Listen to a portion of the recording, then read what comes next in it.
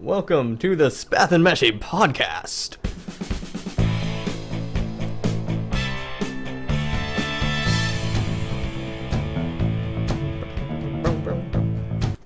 I'm Spath, and this is Meshi. the Cruncher. Yes. I thought I had more time. No, you never get enough time. I really wanted to just surprise you with that. But welcome to the podcast tonight. I know we started a little late, but snow is a thing, apparently. Yes, I was shoveling snow, and then I would have been here on time, but my neighbor wanted to talk to me, and By the way, you know. because people didn't believe me last time, pants off on the bed. Okay. But yeah, neighbors and snow, those are things. Yeah, I didn't want to be rude and everything, so Why would you want to be rude? Being rude's so much fun. I know, but I actually kind of like my neighbors, so. Why would you like neighbors? Neighbors aren't fun. Anyway, I'm taking us off topic from what we're meant to talk about. Well, sort of meant to talk about. We never really know what we're talking about. But, yeah, this podcast actually has some direction. Surprisingly. Yes.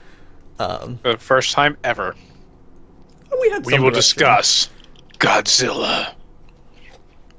I am down for a discussion on Godzilla, man. That was my crack as a kid. Oh, I was just trying to think of something extremely anticlimactic. Wow. You trying to say Godzilla isn't climactic enough for you? Well, no, but I mean, when you say the first time ever we discuss Godzilla, that's like saying for the first time ever we're going to discuss sliced bread. Good point, good point. Okay. Yeah, I'll take that one. But, yeah, today's topic is actually MMOs because, well, obviously me and Meshi kind of met through the use of an MMO, well, an MMO-based site, but point still stands. We met through an MMO, it's something we have a lot of experience with, and I feel like it's a good idea for us to talk about, and I keep clapping my hand, and that's probably not a good thing. Do you like this clapping? Okay. Here, I'll clap too. Let's have a round of applause. Round of applause That was for us the having a most talk. pathetic round of applause I've ever heard. I hope everyone else was clapping. If you did, you should send me an audio file of it. I'll put it in right there.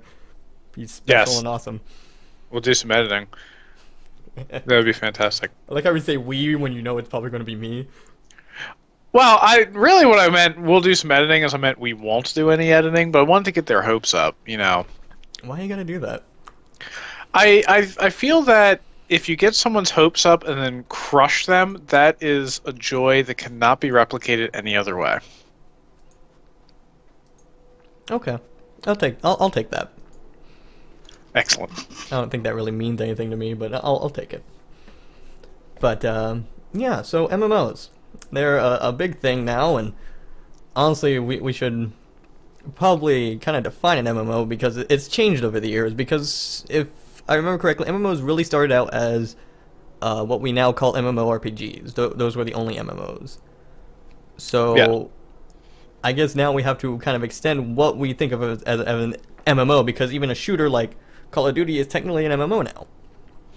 Yeah, so I think when you look at it, you have to define massive multiplayer online. So for those of you who didn't already know what the MMO meant before watching this, please leave now. We don't need you here.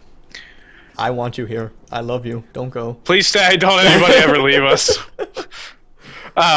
So it's massive multiplayer online, and that can be taken different ways. So by the literal sense of it, it has to be huge, massive. Multiplayer and online, but when you really nitpick it, like, they can be interpreted different ways. So, like, do all the people to be playing at the same time? Do they all have to be in the same realm? Like, what exactly does it boil down to? What does an MMO boil down to? Quite simply, online playing with many people. Precisely. But basically what I'm saying is, does Counter-Strike count? Would you consider Counter-Strike in the same realm as, like, World of Warcraft? Obviously not. I mean, there's different MMOs now. But, Right, but is it considered an MMO? yes, in the fact that it is multiplayer and online. Granted, I like to think one of the other things that kind of defines an MMO these days is having, like, at least one main world or server for it. So, things that have a main server, such as like Call of Duty, rather than games that can only be hosted by people who make their own servers, it feels a little different to me. But I could be completely wrong on that. I'm not going to pretend that I know what I'm saying. But if we don't pretend we know what we're saying, we don't really have much of a podcast. Son of a bitch. I thought the podcast was just me being pantless. Oh. Well, I'm wearing pants because I was just outside shoveling snow, so it's cold. You're a whore. That's okay. I'll be awesome for both of us. There, just wear... All you have to do to make up for it, wear no underpants. Are you going commando right now? I was saying you need to go commando. That way I can wear pants comfortably. So I have to take off 2 pairs of pants, basically, to compensate for your wearing pants. Yes. Okay. Okay. I'll think about that for next time, but not this time. Because I really don't want to sit in this chair without something on. Fair enough. Fair enough. Okay. So, I guess the best way to start this off is probably to go with our MMO experience, since now we have defined MMO. So, Meshi, do you want to start out with like maybe what your first MMO was? All right. Oh, I would love to, because my first MMO is something that with very few people who may listen to this would ever have heard of. Oh God! And I hope that this. And I really hope that this actually brings it back into popularity because it still exists today.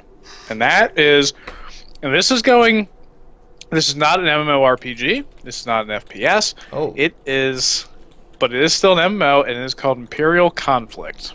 Imperial Conflict. I know I've heard of it, but that might have been just because of you. Oh, I'm sure it was, because I bring it up every now and again. In fact, I was just speaking about it yesterday, oddly enough. But, so Imperial Conflict is and was, I say is, but it's very few people play still, but it's completely browser-based. Wow. It is done in browser, and it's text-based, and turn-based, and I played this when I was like a freshman in high school. Mm-hmm. And maybe even in middle school. I don't remember when I started. But basically, it's a game. It's space conflict and exploration and expansion. And like I said, it's all turn-based. Every hour is 1 week in the game, or 1 tick, as they called it. And every tick, you've got your resources, your population, like your people, spawned more people. Your units built, your buildings built, and everything. So the premise of the game is to get the largest net worth that you could for your empire, but you don't do it alone. You're randomly assigned to families. So families are just what they call groupings of different players. And when I started playing this game, and some others that Cold Rose played it, for instance, our guest host from last week, or 2 weeks ago now, he played it. So there's different galaxies. There's the Milky Way galaxy, there was Andromeda, there was Sagittarius Dwarf, Triangulum came later, then Pinwheel came, then some other ones came, but those are like the main ones. And we played Milky Way, and there was like 4,000, 5,000 players in the server. So I'd consider that massive multiplayer online, right? Yeah. It sounds a little weird. It almost sounds like it... Did you say it was text-based? Because it really sounds text-based. It's text-based, but there are images too, but it's text. Okay. So, I guess I'll get into the gameplay of it, because that's the only way to really describe this game. So you're in families, and each family is usually up to 20 people back then. I think the cap's like 8 now. Like I said, it's like 100 people might play now, but... Wow. This is like freaking Ultima Online level shit. Yeah, and the forums are a big thing. You had your own family forum. Every family had their own forum.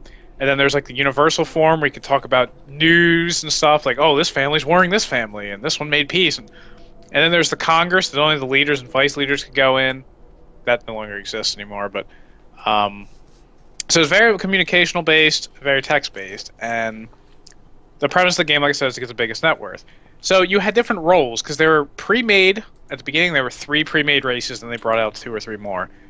Pre-made races you could choose from, or everyone could create their own race based on a point system. You have this amount of points. And so the stats, you had like attack, magic, speed. Well, that came later, wasn't originally, but speed, research, income, population growth.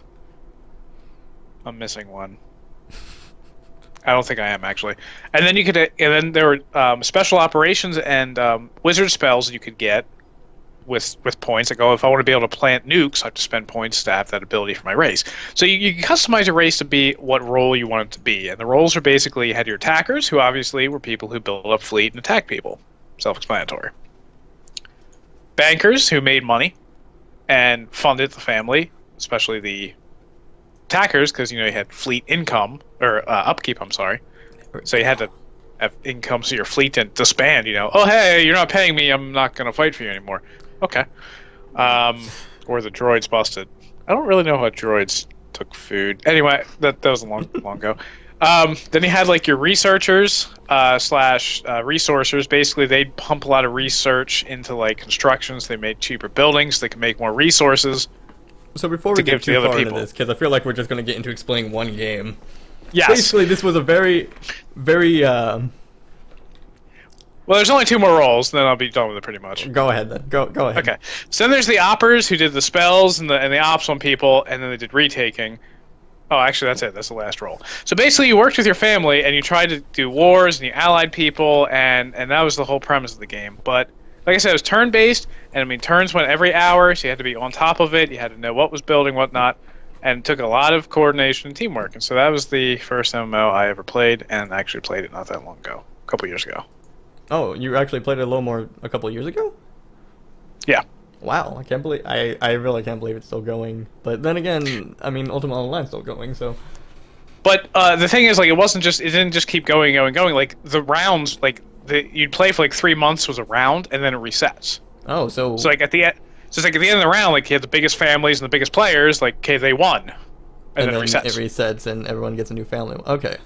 Yep. Wow. So that is really a good idea to give us an idea of how long ago it was that these types of games existed. I mean, that was almost completely text-based. That was an MMO. That was the basis of an MMO back then. I played on a 56K dial-up. God. Funny thing is, my first MMO actually started on a dial-up, but it's not that old because obviously I'm not that old. What was your first MMO then? My first MMO was surprisingly Final Fantasy XI. You played that on dial-up? Oh my goodness. I did when it first came out because I started that game. Oh god, that was when I was in middle school, so that would have been about 10 years ago now. But yeah, I started that on dial-up. It was my first MMO. It was my first computer game, actually. Well, besides like Oregon Trail, which I can't really count because I don't count like my floppy disk games. I don't know why. Oh, come on. There are some fantastic floppy disk games. I mean, there were some good games that I played. There was one about a crazy-ass freaking rabbit with a bazooka gun thing, and he was like Sonic, I guess? I don't know.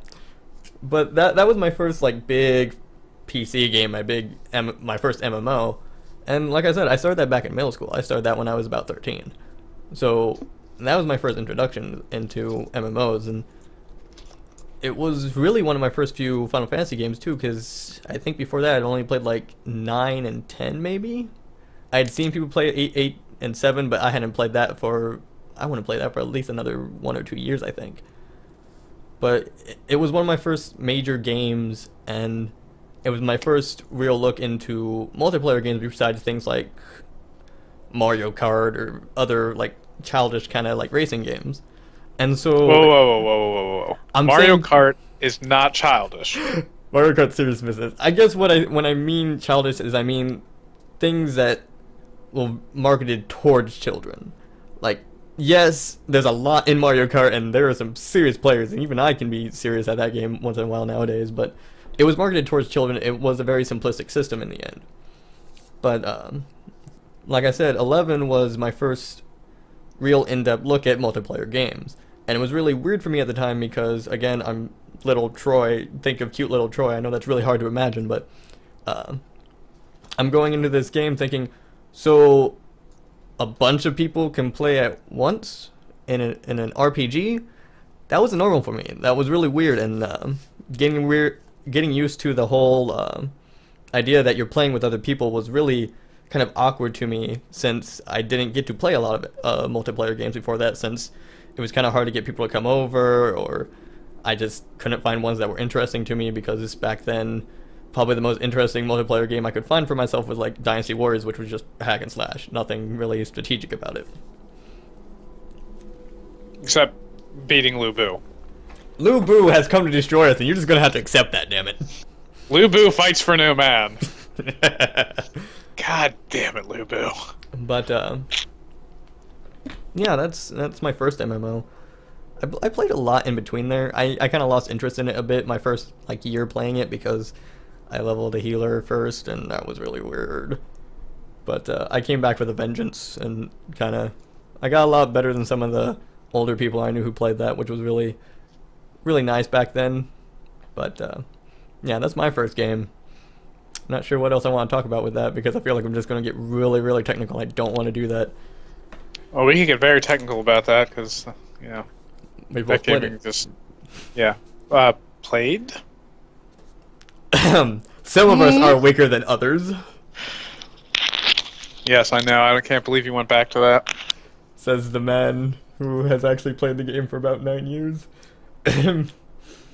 9 years? I've played the game for about 8 or 9 years, yeah. With like 1 or 2 small breaks in there. Hey, you just came back. Yeah, I know. I'm a weak-willed individual.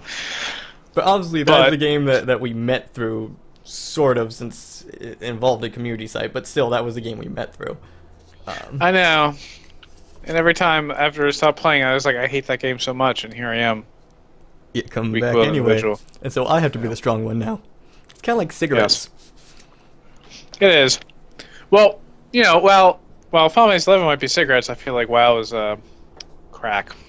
So I gotta ask, what game came first for you? Was it WoW or 11? Oh, it was WoW. It was WoW? Long before. Oh, yeah. I wasn't quite sure. I assumed as much, but MMOs are weird. I played WoW in high school, along with Imperial Conflict. So. Gotcha. And then Counter-Strike. Counter-Strike. Yeah. We're not going to get into that. So, since we're on the topic of MMORPGs, it seems, like, is that your preferred type of MMO then? Or, like, since playing those games, have you kind of drifted off into more things like shooters, or, I guess, MOBAs are the big thing because of League of Legends and Dota? You know, it's for... I don't know. I get into, like...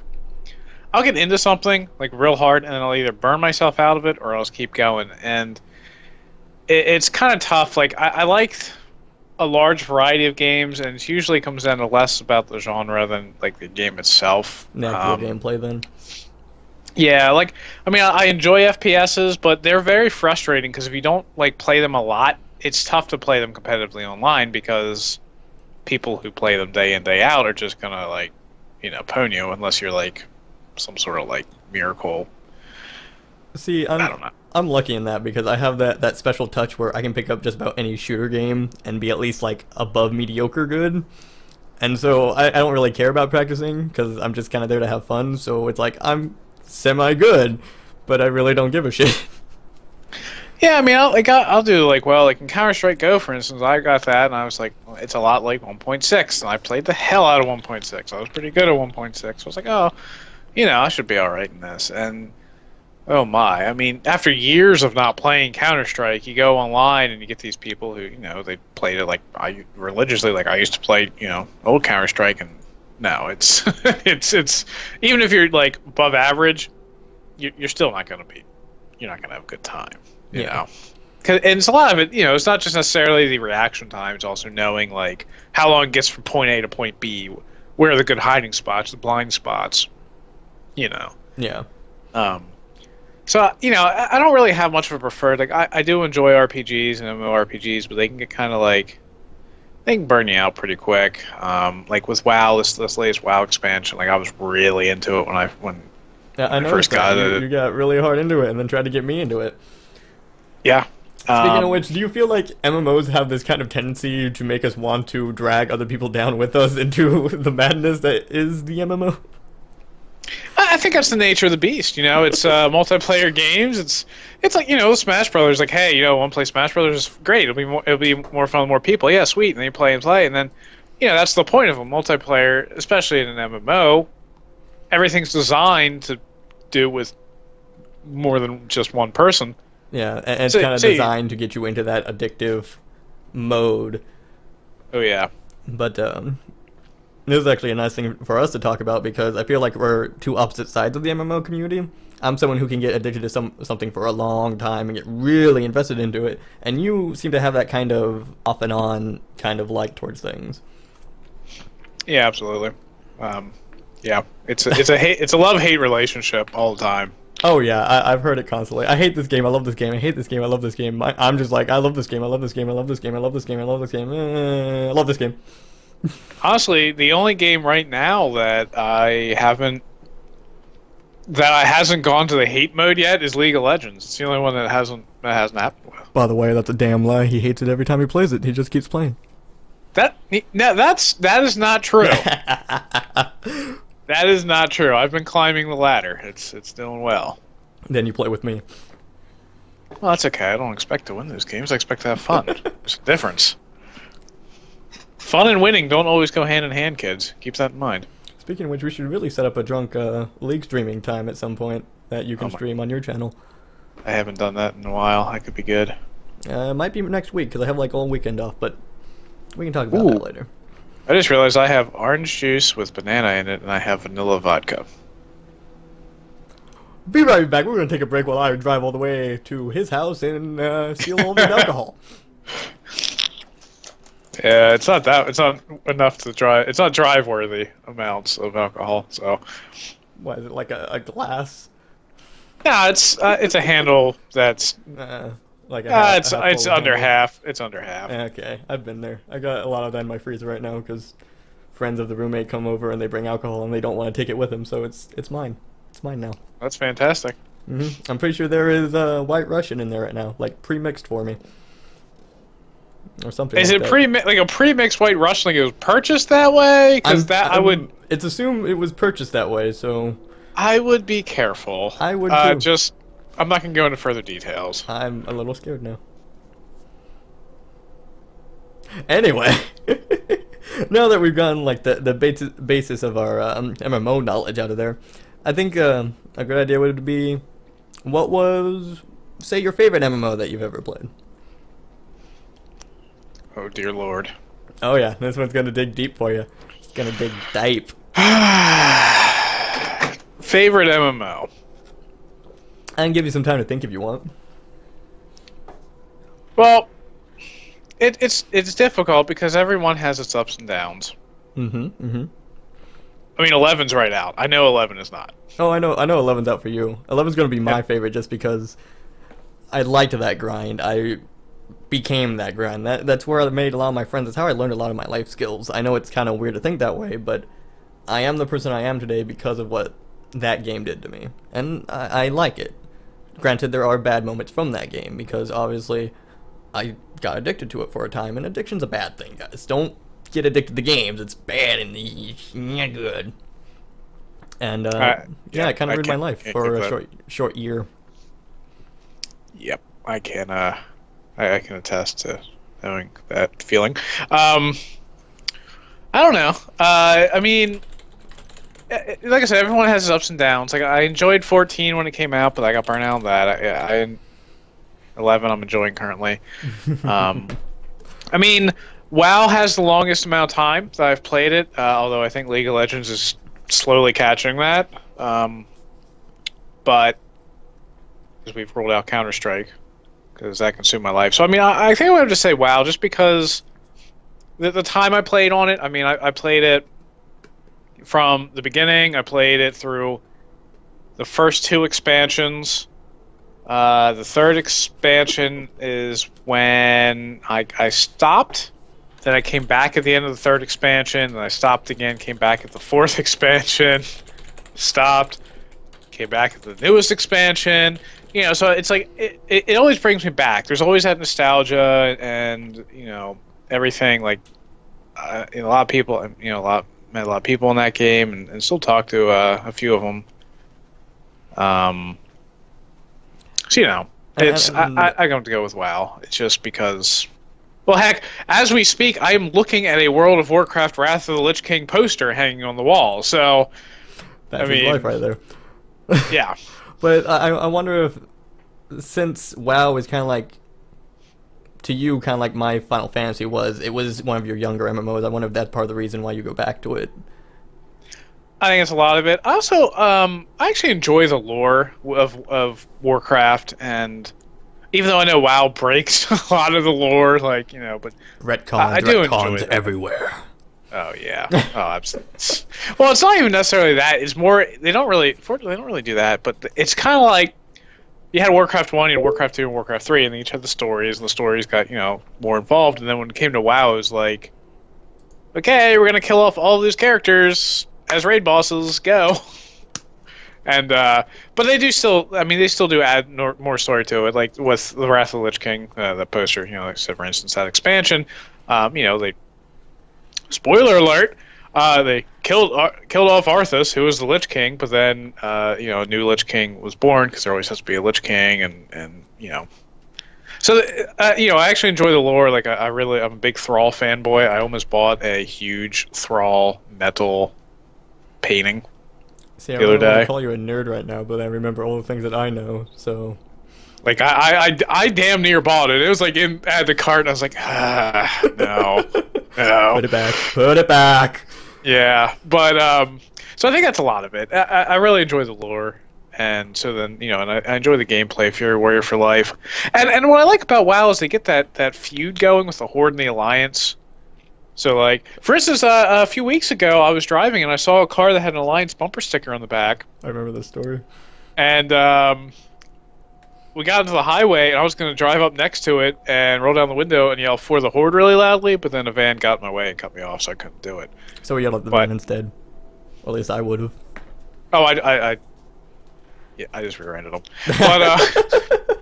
But but you know, it's that and the lore and everything. So I'm going to say that's my favorite. One of our viewers brings up a very good point. MMOs only keep me interested if I can play them with friends. Playing them by yourself equals crap. That's actually part of the reason I liked 11 as long as I did, is because I had friends who I still keep in contact with who actually just shared a lot of their life with me. I mean, at this point they're like family. I consider them brother and sister. But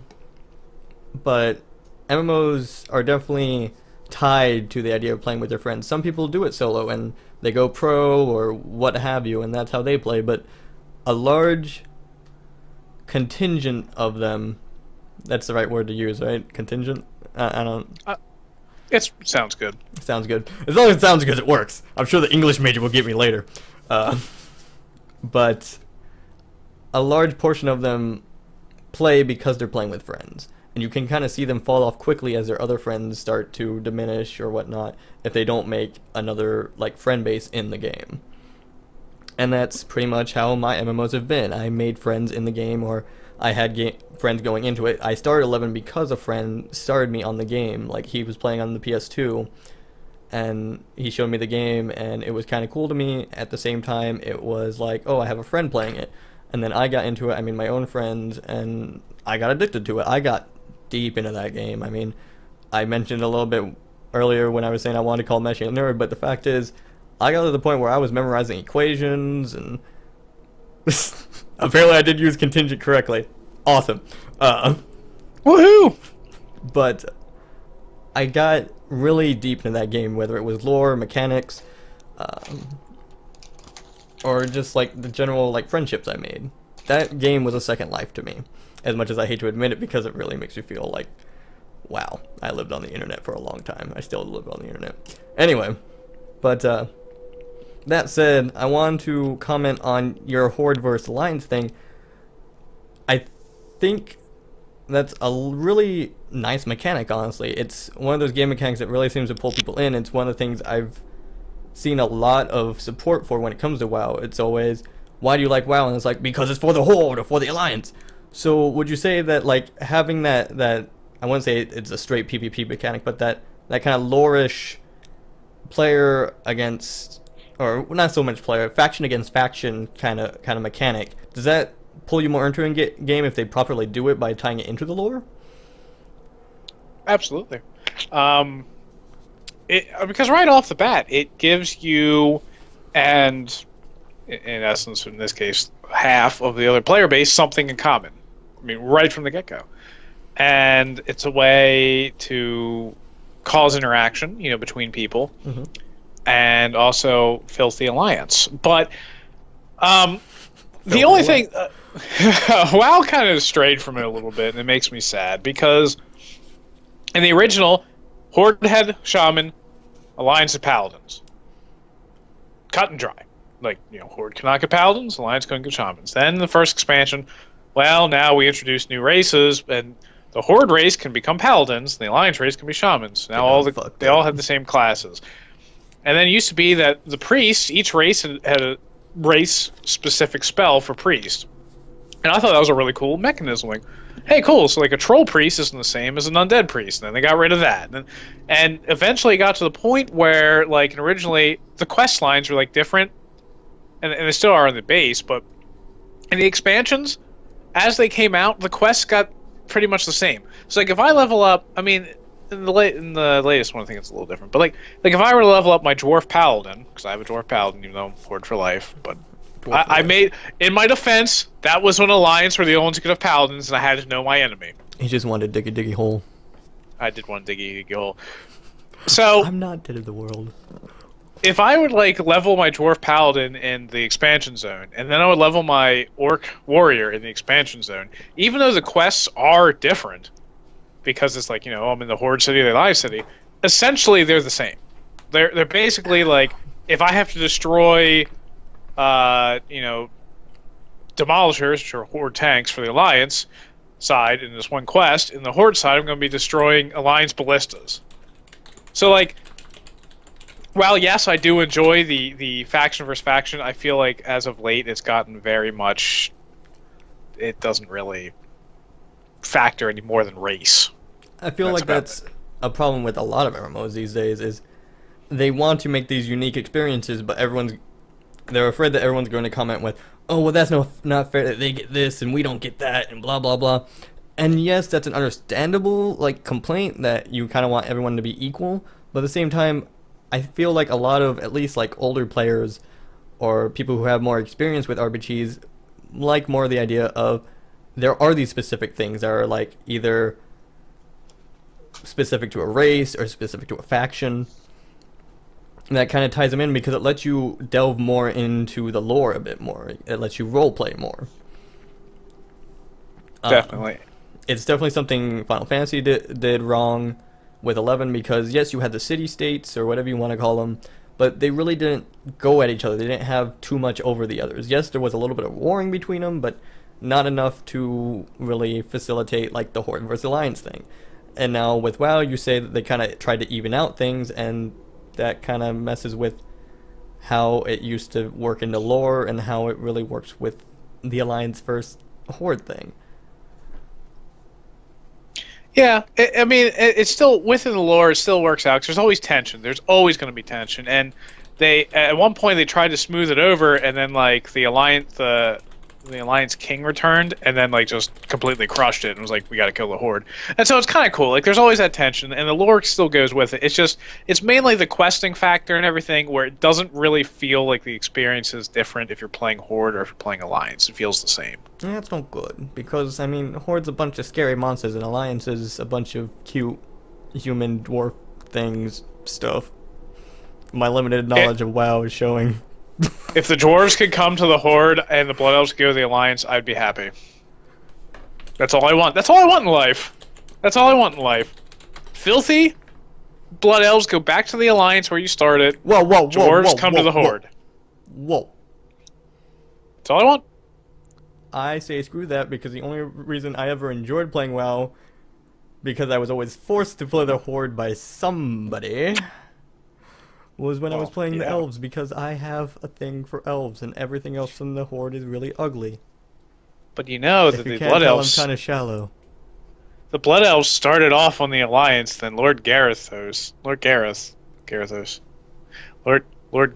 I think his name was, screwed that by treating them horribly, and then they left.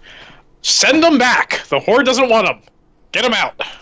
Give us the dwarves. You know what? How about we just make our own faction, man? We'll just be... Please do, you'll the get blood crushed in a elves, day. and we'll smash all of you. Do it, the undead will take you out, because the undead are bloodthirsty savages too. But at least they're okay. But, yeah, it's definitely an interesting mechanic, and I like the idea of it. It's just, you don't really see it in games anymore, because everyone's complaining about equality, and I want that in real life, but I don't want that in my game world. In my game world, I want that rivalry, that inequality. Please give it to me. Right? And this touches, I think this touches about on like what we said last time about PvP is really what drives that. Since PvP is big and WoW, you have to keep it balanced on both sides.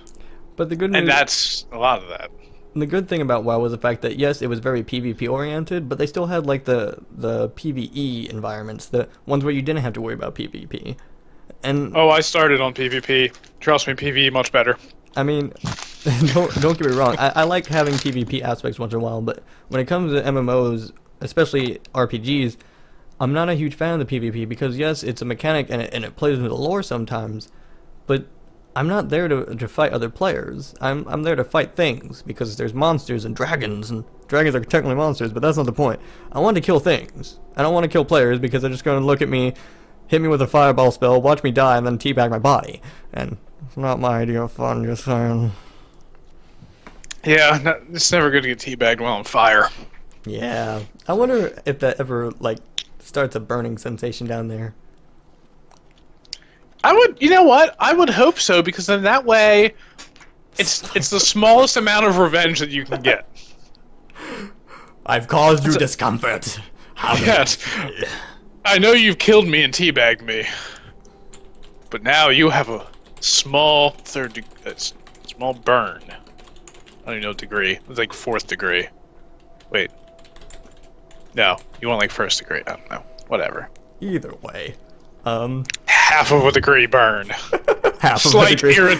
Slight irritation. Wow. So, I think this is a good segue. What do you feel about communities on MMOs? Oh, they're toxic and horrible. Oh, wow. Wow. That was that straight escalated up, quickly. there was no thinking on that. It was just straight there. Horrible. I mean, you have to you have to take the good with the bad. Met a lot of great people in MMOs. I met a lot of terrible people in MMOs. I'm one of those terrible people. Oh, absolutely. Hello. No, I mean, there's people who, if, I've seen people, if I ever saw them, like, face to face, I'd consider punching them in the mouth. You're a very violent man, you know that? No, normally I'm not, but there are just people who, like, there's the whole thing with, when your identity can remain anonymous and you're online, people feel like that's a gateway to be terrible to other people. Because, oh, what's the no repercussions. So MMOs are just a breeding ground for that. It's a numbers game. The more people who play, the more likely you're going to have those toxic people. More likely you're going to see them. So here's another question tying into that. Do you feel that's more for, say, one side of the age spectrum compared to the other? Like, do you think maybe it's the younger generation doing that, or the older generation?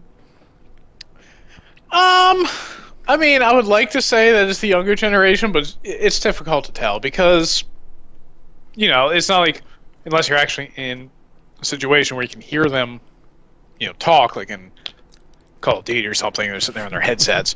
You don't really know. Oh my god! And you can kind of, you can kind of guess, like, wow, they're being extremely immature. They're probably young, but you never know.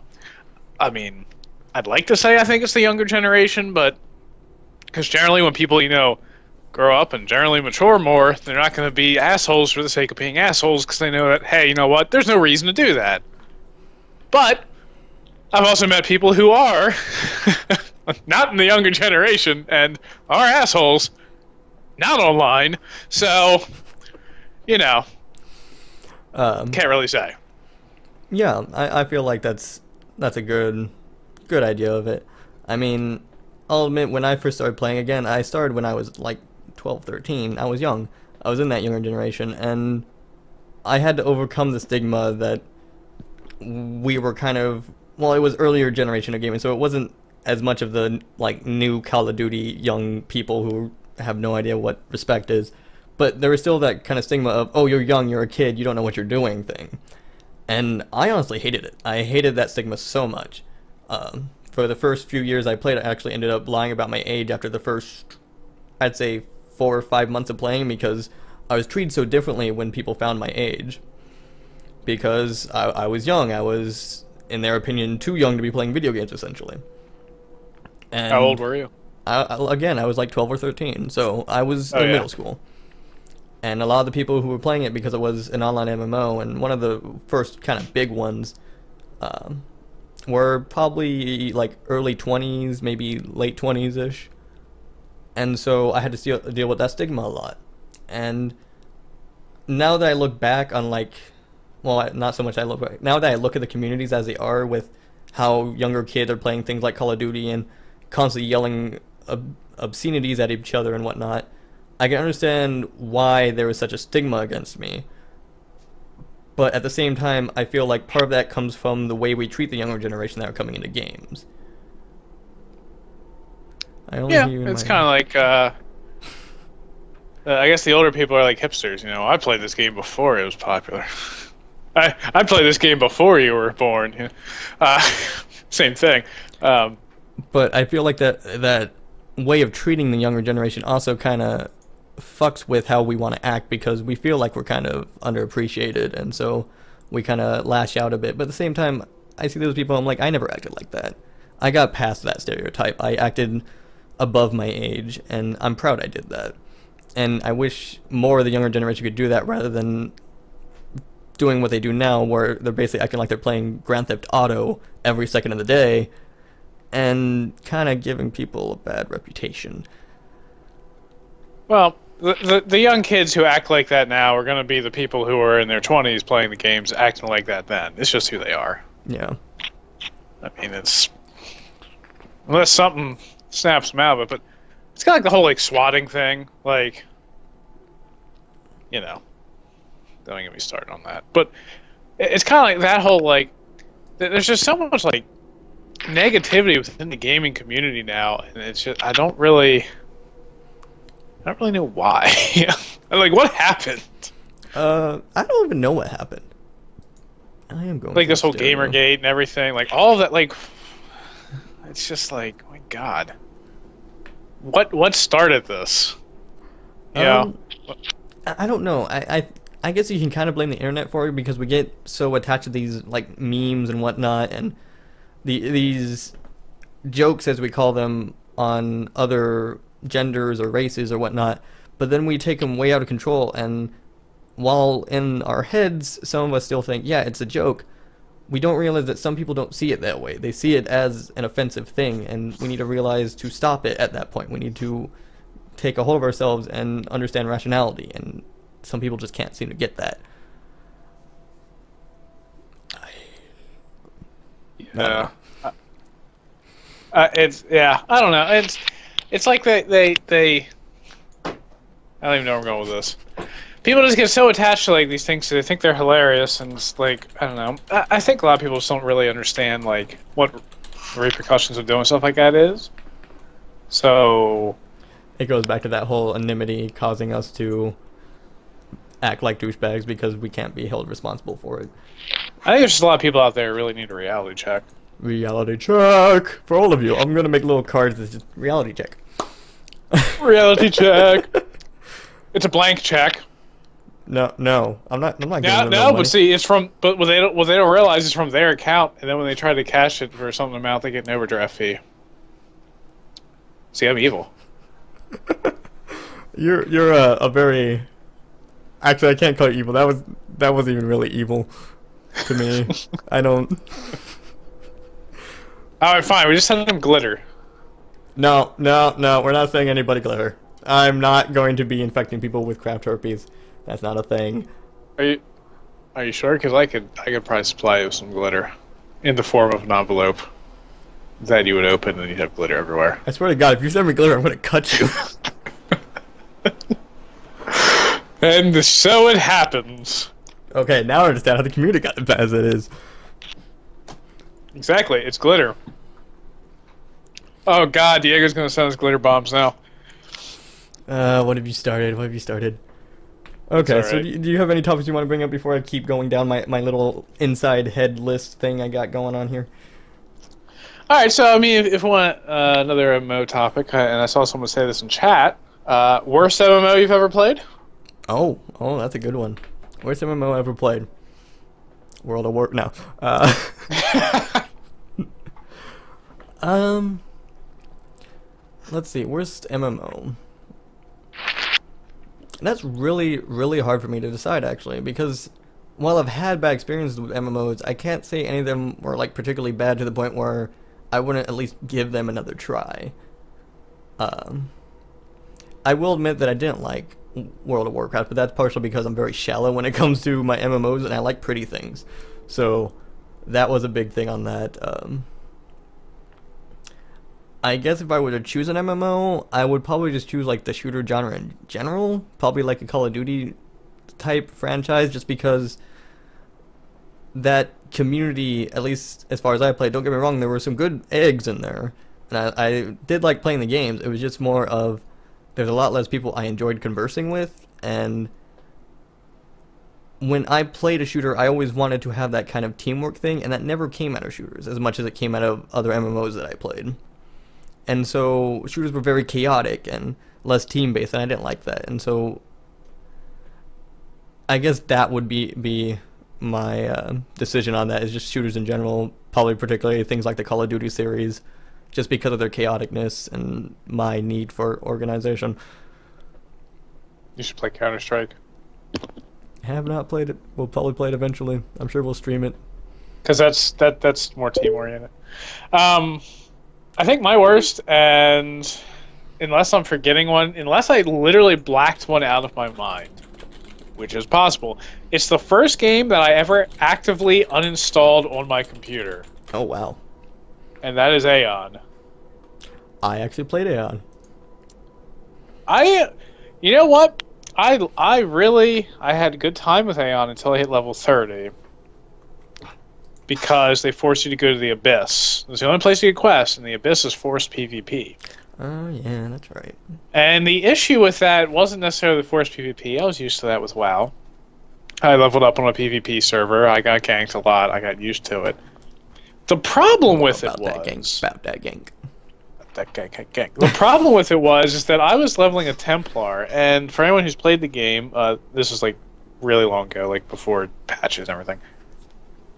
Templar at level 50 with like gear was a god at PvP. Templar at level 30 and up to 50 was the worst thing at PvP in the game.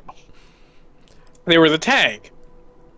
And there was a time when I would try to go do a quest, and in between the quest like hub and going to where the quest was, I got ganked at least 5 times.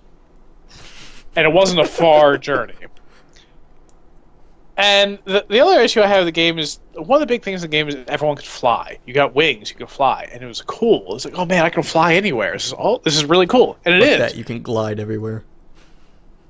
Except for the fact that you could fly for like 30 seconds, and then it has like a 3-minute recharge. Yep. And it's like, well, this is almost useless, because by the time you get like off the ground and then go anywhere, up you're out, and then you're falling to your death. But it is a pretty game, and it is a fun game, but the forced PvP is what really killed it. That and everything exponentially jumped in price. Like, well, not just in price, like all the numbers. Like, at level 1, you might have like 100 HP, right? And like level 30, it's like I have like 40 million HP. I was like, what? Okay, it wasn't quite that bad. But it was like it wasn't a very linear path, so it's kind of annoying, especially for money. Like, when you have, like, 80,000 Kina at, like, level 10, it's like, oh, that's good, I have a good amount of money. And at level 20, you have, like, 1 million Kina and you're poor. I don't know how the hell you can remember, like, the currency of these games, because after I stopped playing, I've just completely blocked them out of my mind. I think it's because I was so... the seething hatred I had when I quit. When I quit this game, I think that's why I remember everything. When I quit this game, I was playing with friends, same people play Final Fantasy 11 with stuff. And I was like, all right, I'm quitting. I can't stand this anymore. I'm gonna log in, and I was leveling up cooking. I was our cook, so I had a ton of food I made for people because food is actually fairly important in that game. It gave you buffs and stuff. I was like, I have a lot of food. I'm gonna just go to you guys and give you all of my stuff. I'm like, okay. Delivery. Bitch. This is in the abyss again. I logged in, and I was logged on for maybe 10 minutes. I died at least 10 times. Ouch. Not from mobs, from ganks. And I was like, I'm done. This is ridiculous. And I logged out, and I was like, here, if you want your stuff, if you want stuff, I give you my account info. Take what you want, delete the character, I'm done. And that was the end of it. That's some extreme quitting right there. Yeah. And it's actually funny because I didn't hear as many. Whenever I heard of someone quitting Aeon, it was never because of like the PvP. It was always because of the grind of it, because it was a Korean MMO, and as most people know, Korean MMOs have an extreme level grind. And so that was what I heard a lot of complaints about. But you actually hated the PvP. Absolutely. And that was always interesting for me because that's something everybody loved about that game for some reason. Because I guess it was sort of on the level of Warcraft when it came to PvP, but obviously more problems with getting ganked randomly because there wasn't, as far as I remember, there wasn't a PvE server at all. I think it was forced PvP no matter what server you went on. Yes, because the Abyss and there's one other zone I think that were forced PvP. Yeah, and the worst part is it wasn't so much as you can avoid these zones because those were the zones you leveled in. Those were the zones you had to be in. And then they also gave you spy quests, as they called them, which were PvP quests, where you have to go into the enemy zones. So, but keep in mind, when we talk about the grind, I played this after 11, so the grind wasn't nearly the issue. Yeah, and I was a little surprised because I was expecting you to hate the grind because of that, and that's something I've always loved in games. I love the grinds. The grinds are something I enjoy because I'm a person who will get into a game and I'll play it for like 12 hours at a time when I have that extra time to do it. Of course, work kind of gets in the way of that, but I still enjoy playing things for long periods of time, and I actually have the problem where I'll play with friends and they'll play for like an hour or two and then want to quit, but I want to keep going. I'll play like 12 or 6 hours afterwards and they'll come back and be like, hey, so I want to play with you. I'm like, oh, I'm like 60 levels ahead of you now, sorry, but I'll help you out. I actually, and this is speaking about earlier, you were saying about playing with friends and stuff. Sometimes I really enjoy playing MMOs by myself. I'm actually surprised by that. I can't do that. That's actually one of the things I really liked about WoW is you can solo a lot of stuff in WoW. I guess for me, it's not so much that because it's funny. Usually when I play an MMO, I like playing classes that can solo. Like Final Fantasy XI, I played a pet job, which were renowned for soloing, but while I like being able to solo things, it's more I like being able to solo things because then I can get myself up to where I need to be to help other people. But a lot of my MMO fun comes from playing with other people. I like that connection, that teamwork you get from playing with other people. And playing it by myself, well, that's when I start to fall out of the MMO because what's the point in playing by myself? Yeah, I mean it depends. Like sometimes it's just like I like having that option. Like, it was like I just feel like just kind of like chilling out and just don't feel like talking to anybody or whatever. I just feel like being like vegging, like the complete vegetative state. Veg out. That's when I like to do the solo. Like that's what I liked about WoW. Or like in 11, I did a lot of campaign, but that's because I also had a Dark Knight 75. So I mean, really, that was the only way I was getting merits. Okay. I'm with you on that. Puppet Master, nobody wanted me, but campaign was fun for me because campaign and Besieged, which were both like the idea behind them were they were like you either defending against monsters for a city or something, or you going out basically to an actual war against the monsters. I liked that because when I was really bored, it was just like, okay, it's time for me to imagine me as General Spath. I'm about to save the world. Come on, soldiers, follow me. Also, it's the only place I could go Dark Sub Scholar, so I mean, I had a ball. Just imagine absorb TP on like a 20-second timer. Oh god.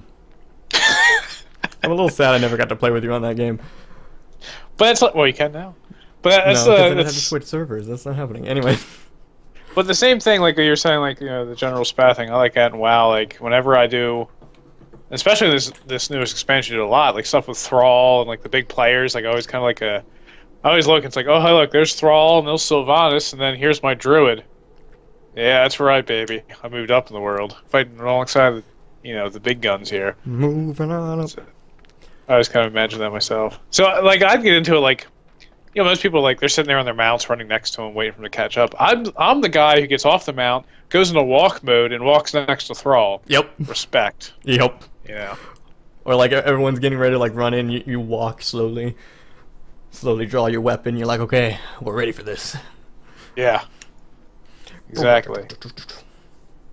Um, There's the times. I forgot. I also have my Orc Warrior has an alternate personality called Orc Man. Orc. Please tell me he had a mask and like a cape going. No, not even a mask. How about just some underwear on his head?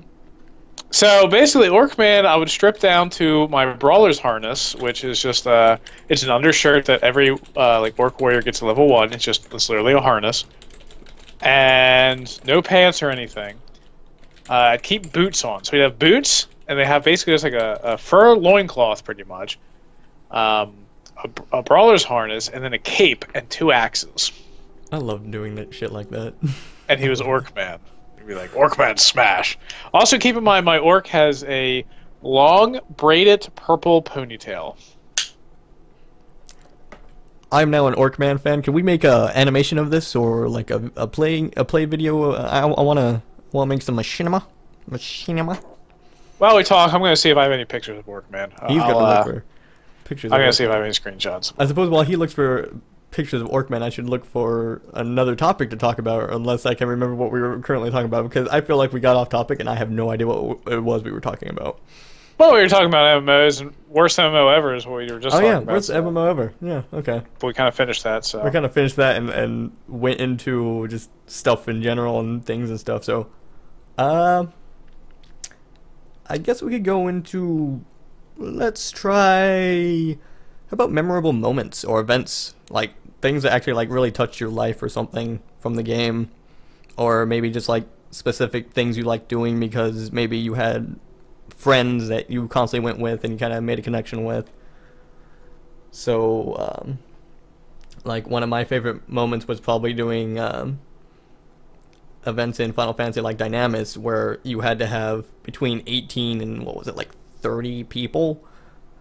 And having to organize those events, and then the chaos that ensued, not only in the fact that nobody knew what the fuck they were doing, even though they said they did, or just like the fact that you put that many people together and the way they talk, like you went crazy in that zone, because it was, what, like 5 hours in that one zone? No, it wasn't that. It was probably like 2-3 hours at most, but you kind of went insane because it was just constantly killing stuff and hoping something would drop. Talk about no, got distracted by chat. But I had a lot of my funny moments in there because we'd get so grind crazy and start going insane from shit not dropping or from shit going bad, that you had your really funny moments where people would be like, oh my god, I have no idea what the fuck is happening. What did you just say? Why are we talking about penises? Why are we talking about anal sex? Who just brought up that they were... I don't even remember what that one was going for. But I liked those very chaotic moments where you thought you were organized and then everything just went to shit. And everyone's trying to make jokes and make everything better. Because that's where I made a lot of my friends, were in those bigger events, and I kind of miss them, but at the same time, I think about how hard it is to set up those events, and I realize I don't think I would ever want to go back. Imagine a 40-man raid. I would go insane, but I'd love to do it. That's what they used to, the raids and what I used to be 40-man. Try setting those up sometime. Ooh, thank you. They don't do 40-mans anymore. It's up to 25. That's because it's not... It's hard to do that with the newer MMO crowd because... And... this isn't just for, like, older MMOs like Final Fantasy and WoW, where those things were new. It's... Even the newer things, they don't do these large raids anymore because people either don't like the chaoticness that comes with those larger raids, or they just, in general, don't like working with a lot of people, whether it be because they have closer, tight-knit group of friends, or it's just the fact that they don't like large groups. And I like it and I don't like it. I like it because, like I said, it gets really chaotic and it's hard to control everybody. But at the same time, I liked it because that chaoticness made the event fun. Watching people die because they either didn't know what they were doing or they got distracted was funny as hell. And then watching everyone just boop, boop, boop. Okay, so the whole alliance just died, and we have no idea what happened. That was funny to me. That was the best thing ever.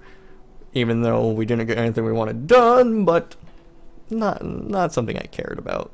I just liked enjoying myself.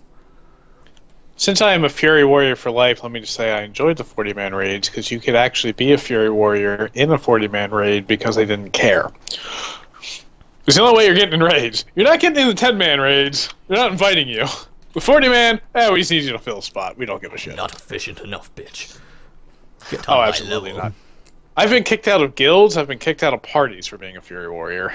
See, I'm that person who accepts the odd man's out because I know they're enjoying themselves and that's how I want to play. So that's all I care about. Hey, you're enjoying yourself. You can somewhat get things done. We're done. And just listen to my strategies. Maybe we'll get something done. Maybe.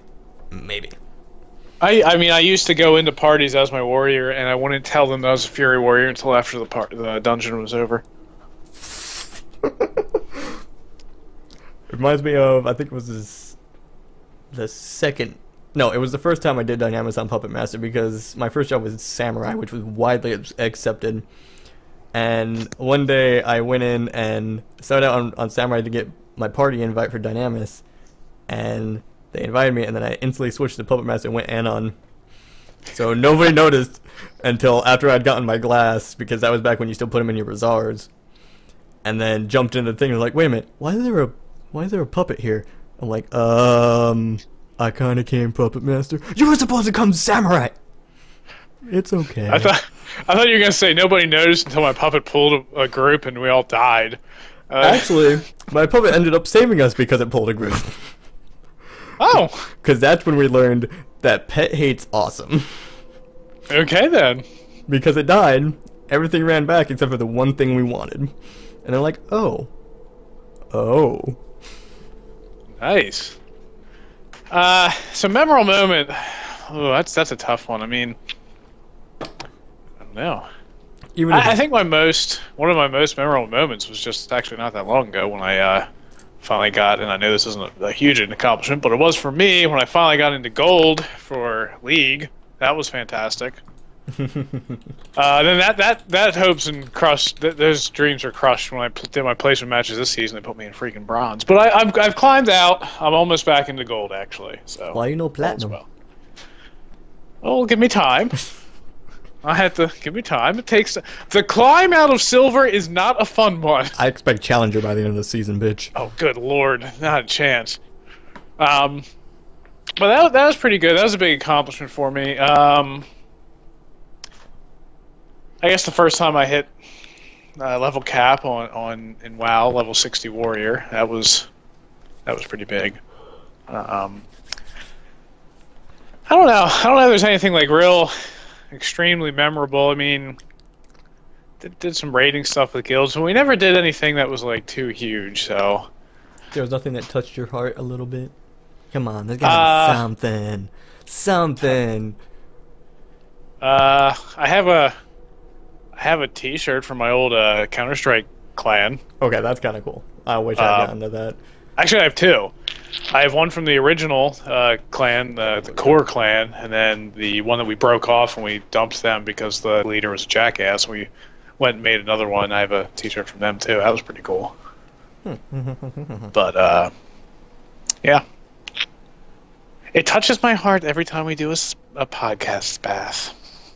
Wait, what? I'm not into you that way. Oh, you just don't know it yet, sailor. Oh my. And now you know why we call it the S&M podcast. Shh. They're supposed to find that out on their own. Well, now they've learned. Me to get out my leather suit. I mean, I'm already wearing it. Subscription versus free to play. That's our next topic. All right, good topic. Good transition. Don't forget to subscribe to our podcast. Oh my god, guys. Oh my god. subscription versus free to play. I really want to touch on this one just because it's a subject that's become really questioned as of late on how it affects the quality of an MMO or how it affects whether someone's going to play a game. So when MMOs first came out, they were largely subscription based because obviously you need money to continue updating the game and whatnot. But more and more we're starting to get these free to play games which are either fully free to play where there's nothing you have to buy into at all, or if anything you may have to like buy the base game just because they can't obviously just give the game out for free sometimes. But then we also have these free to play games who have this kind of either it's a vanity or it's like a pay to win kind of model where there's in-game transactions. And obviously since we've broadened what an MMO is, there's also like the Facebook games that have these in-game pay to win options that have ruined some people's credits. So the idea comes down to, how do you feel about the difference between a subscription game and a free-to-play game, or what do you expect from a subscription game compared to a free-to-play game? Well, I mean, League of Legends is the freest game I've ever played. It is so extremely free. Very free. Say free one more time for me. So free. It is as free can be. How much have you spent on the game? Hundreds. So, hundreds of dollars. For those of you who I don't even want to know how many, but it's more than hundreds. For those of you who don't play League, obviously it's a free-to-play MOBA game, which is an MMO in a sense. But you do pay. You can either pay for champions using money or pay for them using an in-game currency. But the more widely used thing is you can pay for skins. Skins are skill, man. Skins are skill. You don't have a skin, you always don't have skill. But you can pay for skins, and this is where a lot of their money comes in, and it's probably why they're so successful, is because people pay for skins. Whether it's for a mystery skin, like getting a random skin for themselves or for a friend, or whether it's buying a specific skin because it looks cool. And they have legendary skins, which change the effect, the spell effects, and the sounds, and the voices, and so free. Both models have merit. I've seen and play both. I played a little bit of Lord of the Rings online. Very little, but it was enjoyable, and that game is free. I didn't pay a penny. I downloaded the game, I logged in, I played, no money spent. Now, you can only have 2 characters in the free version. You can only get up to X level, or I think so. Actually, I don't know if you can go the whole way up with the free version, but like they limit what you can do. So it's almost like a trial game, but it really isn't, because like you can play.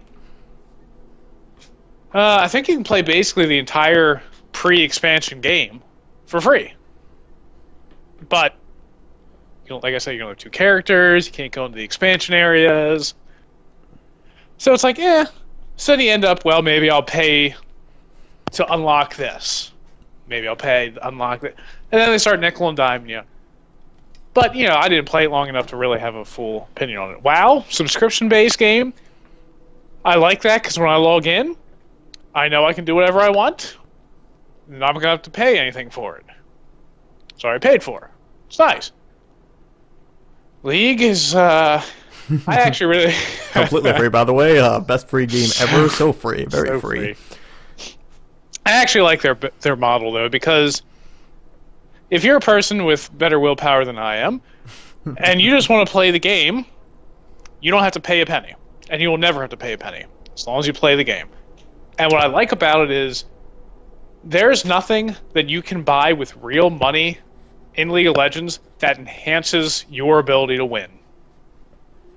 That is my favorite part about it. So, like, you could say you can buy the champions with money. Can you buy rune pages with money? Because I think you could technically count that as winning. Nope, you can't. Okay. You cannot buy runes. You cannot buy rune pages with money. They can. Well, Thank okay, you, rune Disco pages. Dave, for hosting us. I appreciate it. Actually, wait, no. I'm sorry. You can buy pages, but you can't buy the runes put in them, so it doesn't really do anything for you. So runes augment your character, your champion in the game, but you can only buy them with the in-game currency, the IP, which you earn from playing the game. So you can't just can't log in a league, spend $50, and then be better than someone else who just logged in. That can't happen. Essentially, it's not a pay-to-win game, but it is. Exactly. It does have in-game transactions, obviously. Now, you might argue, but you can unlock other champions. Well, you can do that from playing the game, and unlocking champions doesn't mean, like, they're balanced. So it's not like, oh, well, you have that sniper rifle, I bought this other sniper rifle for $5. That's not how it works, Yeah. So, I like that model. I think it's a good model. But there is one problem with it. And since it's a free-to-play game, I've noticed that the community in it is really toxic.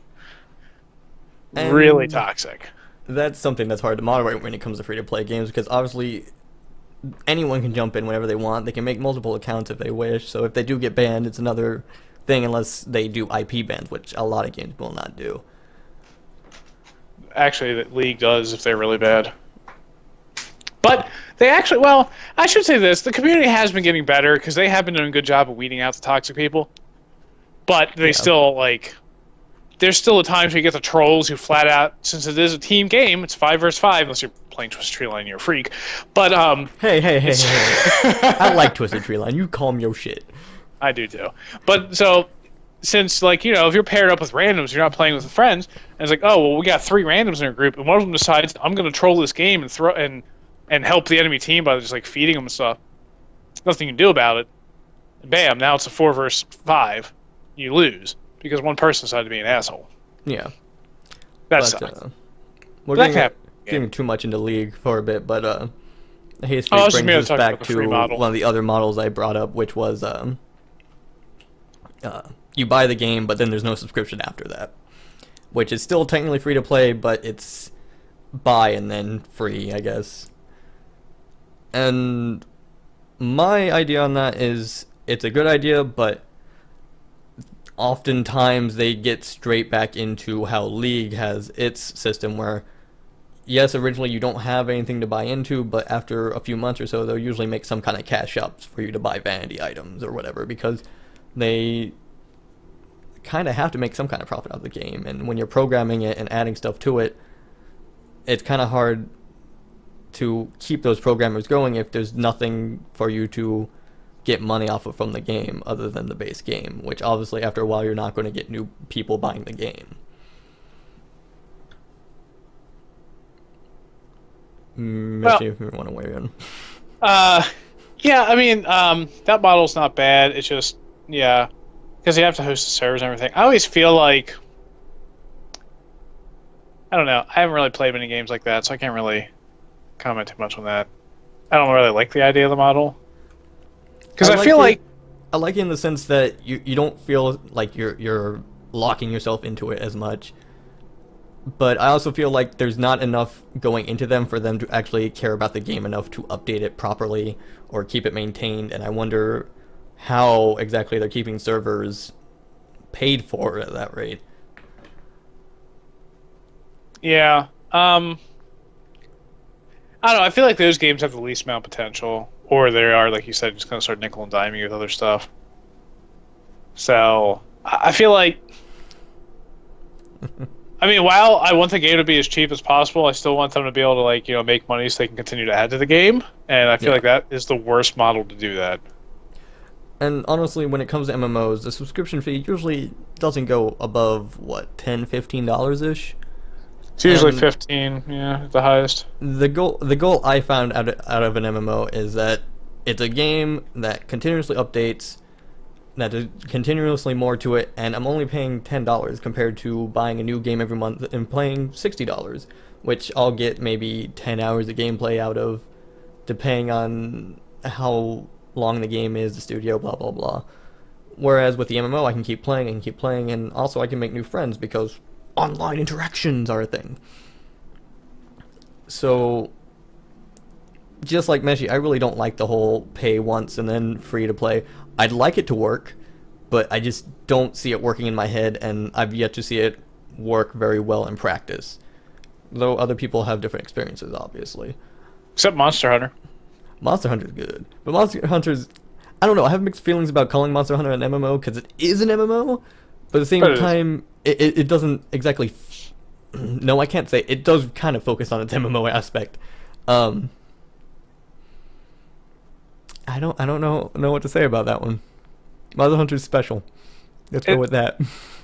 It's not really an MMO though, but I don't know. It's its own thing. It's a single player game that you play online. The online is better than the single player game, but it's not really an MMO. Oh! Here's an idea. They should make an MMO that pays you $8 to $20 an hour to simulate various jobs. Well, I mean, if you're good enough in League, you get paid a lot more than $8 to $20 an hour to play League. So I mean, if you make YouTube videos playing MMOs, you can technically make money off of that if you get enough viewers. Yeah, I don't get enough viewers. I'm also not good enough at anything I play. So the biggest thing with getting paid for a game is the fact that it's kind of like becoming a movie star or something. You basically have to do some kind of acting or video making. And it's not so much that the game is your job so much as it is the video editing and the acting and whatnot. That's your job. And while I wish there was a game that would just pay me to do stuff like, I really liked, what was it? I think it was Diablo 3 that tried to implement it, the being able to pay like real money for in-game items. I kind of like that idea because I thought, oh, if I really like this game, I could technically play it as a form of job for a little while at least. But at the same time, it hurt me inside to think, well, that just means I'm propagating the idea of people paying to make themselves better, which, never liked the idea. I like people who work for their shit. did you see the new thing the WoW's doing? No. Please shoot it my way. So they you can buy this token with real cash monies, for which gives you subscription time. But then you can sell it on the auction house for gold, which other people can use, and then they can use it for time. So basically, if someone buys like a block of time, they can sell it in the auction house for gold. Which one, I think they're doing to try to kill the gold sellers. Yeah. But then two, someone else, if they have a bunch of gold, can buy it game time with in-game currency. So basically, what you're saying is you can use your in-game exploits and money to pay for more time to play your game and earn more gold and do more exploits and stuff. Yes. And to answer the question about is RMT activity as bad in other MMOs as in 11, 14, for a long time, I don't know now, but it was absolutely terrible in WoW. But I think it's died down, but it used to be really bad. You can say things die down, but generally if it's dying down, it means the game's kind of getting stale or the RMT market isn't as lucrative, so they've moved on to other newer games because obviously you have millions of people, or not so much millions, let's go hundreds of thousands of people going into this new game, and obviously many of them feel behind other players, so they're going to buy more gold than, say, a game that's been around for a long time and has older players who either know what they're doing now or just really don't give a shit how much money they have. Well, also what WoW did is Blizzard kind of flooded the market. Basically, they made gold not really useful, so that really killed a lot of RMT. I've always liked seeing how companies handle RMT in their games and like how they try to stimulate the economy or destimulate. I don't know what the opposite word of stimulate would be. Kill? Kill. Yeah. How would you kill the economy in your game? But yeah, they just made basically the point where gold wasn't really that hard to get, so yeah. RMT kind of died a little bit. But I like that. I mean, like I said, I started MMOs at a young age, so the MMO economy actually taught me a lot of like real life economy. I got into economy class in high school, economics class in high school, and I already knew half of the stuff they were telling me, and I had already applied it at least at some point in my gaming career, which was really nice. And which is why I say kids should play MMOs, because it teaches you real life skills, people. Sometimes. Such as list of price in in Final Fantasy 11, you put an item up for half of the price, so that way it sells first, and the auction house still has a cut, but still sells for the same amount because people generally put in the normal amount for it. Yes. Yeah. That's why I always try to underbuy when I'm buying, in case people do that. Oh yeah. Always try and underbuy, because then you can sell it for a profit if you really want to. There was a couple times when I would try and undercut thousands of things and then sell them back. Well, I guess my job just got debunked. Wait, what? It's tough because the stream is on delay, so I don't actually know which part. Yeah, I'm trying to figure out what he's talking about right now. I guess we technically bashed on teachers because we don't need them as much if we have MMOs. I don't know. We'll use that. Hey, teachers are the future. They teach children the future. They are the most important job ever. Keep doing what you're doing. I support teachers. I wanted to be a teacher at one point. I still kind of want to be a teacher. Don't unjob the teachers, please. Unjob. See, this is why we need English teachers. Because, unjob the politicians. Yeah. Games are teaching kids. Yes, see, games are the teach you street life rules, you know, because I can totally go live in the streets now with all the gangs. It doesn't just teach you street rules. I mean, I had like a high school / college level grammar by the time I was in like freshman year, and I had a lot of teachers surprised that I knew certain words. Hell, I was able to read like Romeo and Juliet when other people were struggling so hard. My God. Teachers should get paid more. Yes, teachers should definitely get paid more. Absolutely. Unfortunately, it's an injustice in this world, but wait, this is not an MMO. We're talking about MMOs, not real life. And about how teachers are grossly underpaid. It's an MMO with great graphics but terrible gameplay. Oh, probably the worst gameplay ever. Have you ever played the game of life, man? It's just God, that gameplay, but those graphics, I love them. Wait, you talking about the board game? Because that's actually not too bad. Actually, it's awful. We should play life. Anyway, we're getting off topic. And which of us, who should be in your class, me or Spath? Both? Both? I think we should both be in your class. Though it might be harder for you because you have a beard. I can probably pull off a high schooler. In fact, I'm constantly... I'll just pretend I failed like 15 times. It's okay. I don't speak too good. And then he would teach me so well I'd learn how to read, and then you bam, did, massive raise. Massive, there we go. We just figured out how to make him more money. Bam! Infinite money. Infinite money. Then we go to a different school district and do the same thing. Make the circuit. Oh God. Does that mean we're gonna start getting paid by teachers because we're increasing their pay? This is how we start our business. Fantasy. Is this the real? I'm saying that all day the other day. Okay. I'm sorry. So, talking about teaching, and I think that segues into kids, and I'd like to go on to the newer game market is more kid friendly or mobile, like mobile MMOs, I guess, are a big thing. Because technically you can consider things like Candy Crush or Farmville MMOs because they are technically MMOs. But I wouldn't really count Candy Crush as an MMO. You don't ever do anything with anyone else. There's no impact. So we'll take out that. But a lot of newer Facebook games, I guess I should say, and mobile games are technically considered MMO because they are online and you interact with multiple people while playing them. How do you feel that has impacted how games are viewed nowadays, and how do you feel about kids playing them and stuff like that? Well, I mean, in the way of terms of how they're viewed, I mean, I don't really think it's changed the view on them too much. I do think that, unfortunately, it is driving a lot of resources into that instead of into more traditional,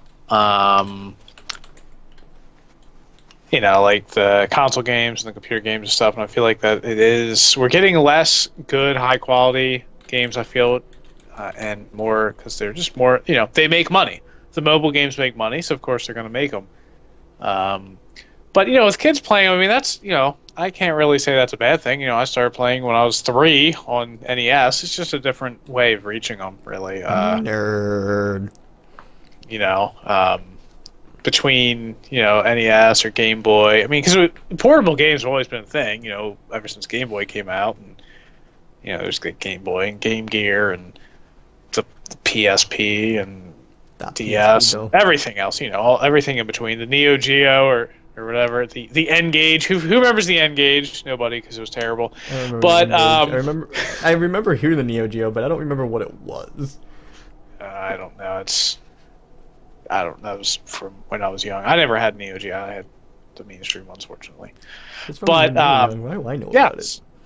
So I don't think that it's like a negative thing entirely. I just feel like that a lot is getting pumped into it, and that is kind of saddening. But you know, it is what it is.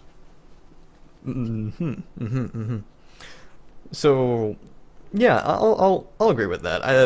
The mobile game market and these more like kid-friendly games, I feel like they're kind of stupid. They're kind of ruining gaming as I see it now, because for me gaming was an experience. It was a story being told to you, and now they're bringing in these really small addictive games that really have no content to them. They're just there because they're full of shiny colors and they have some kind of addictive gameplay quality. Especially the Facebook games, because obviously they're trying to get all your friends involved. They're trying to get you to want to either spend money on the game or just keep playing it because you can keep playing it, which obviously they're going to make money off of it because they're probably displaying some kind of ad in the game. But I don't like them because there's nothing to them. There's no substance. It's like reading a picture book and expecting to have a novel. Did Super Mario have content? Yes. You were saving that bitch, Princess Peach from the evil turtle thing. Turtle dinosaur. No, actually, if you read the book that comes with the game, actually, there's a story with it. Oh. Well, I think a lot of people forget that there are game books, because there's no game books anymore. They're all online. And honestly, who's going to waste the time to look at their little sheet that came with the game and says, you should go to this site to read the game book, and then actually go to the website? Because I'm telling you now, most people don't. They don't. I don't. No. I used to love reading books. But, Super Mario is a very in-depth game. I mean, he was a plumber, and I still don't understand how a plumber went on an adventure like that. because he got sucked down a pipe while he was plunging a toilet or something like that, Wow. and There thrown him actually into was that some story to land. it.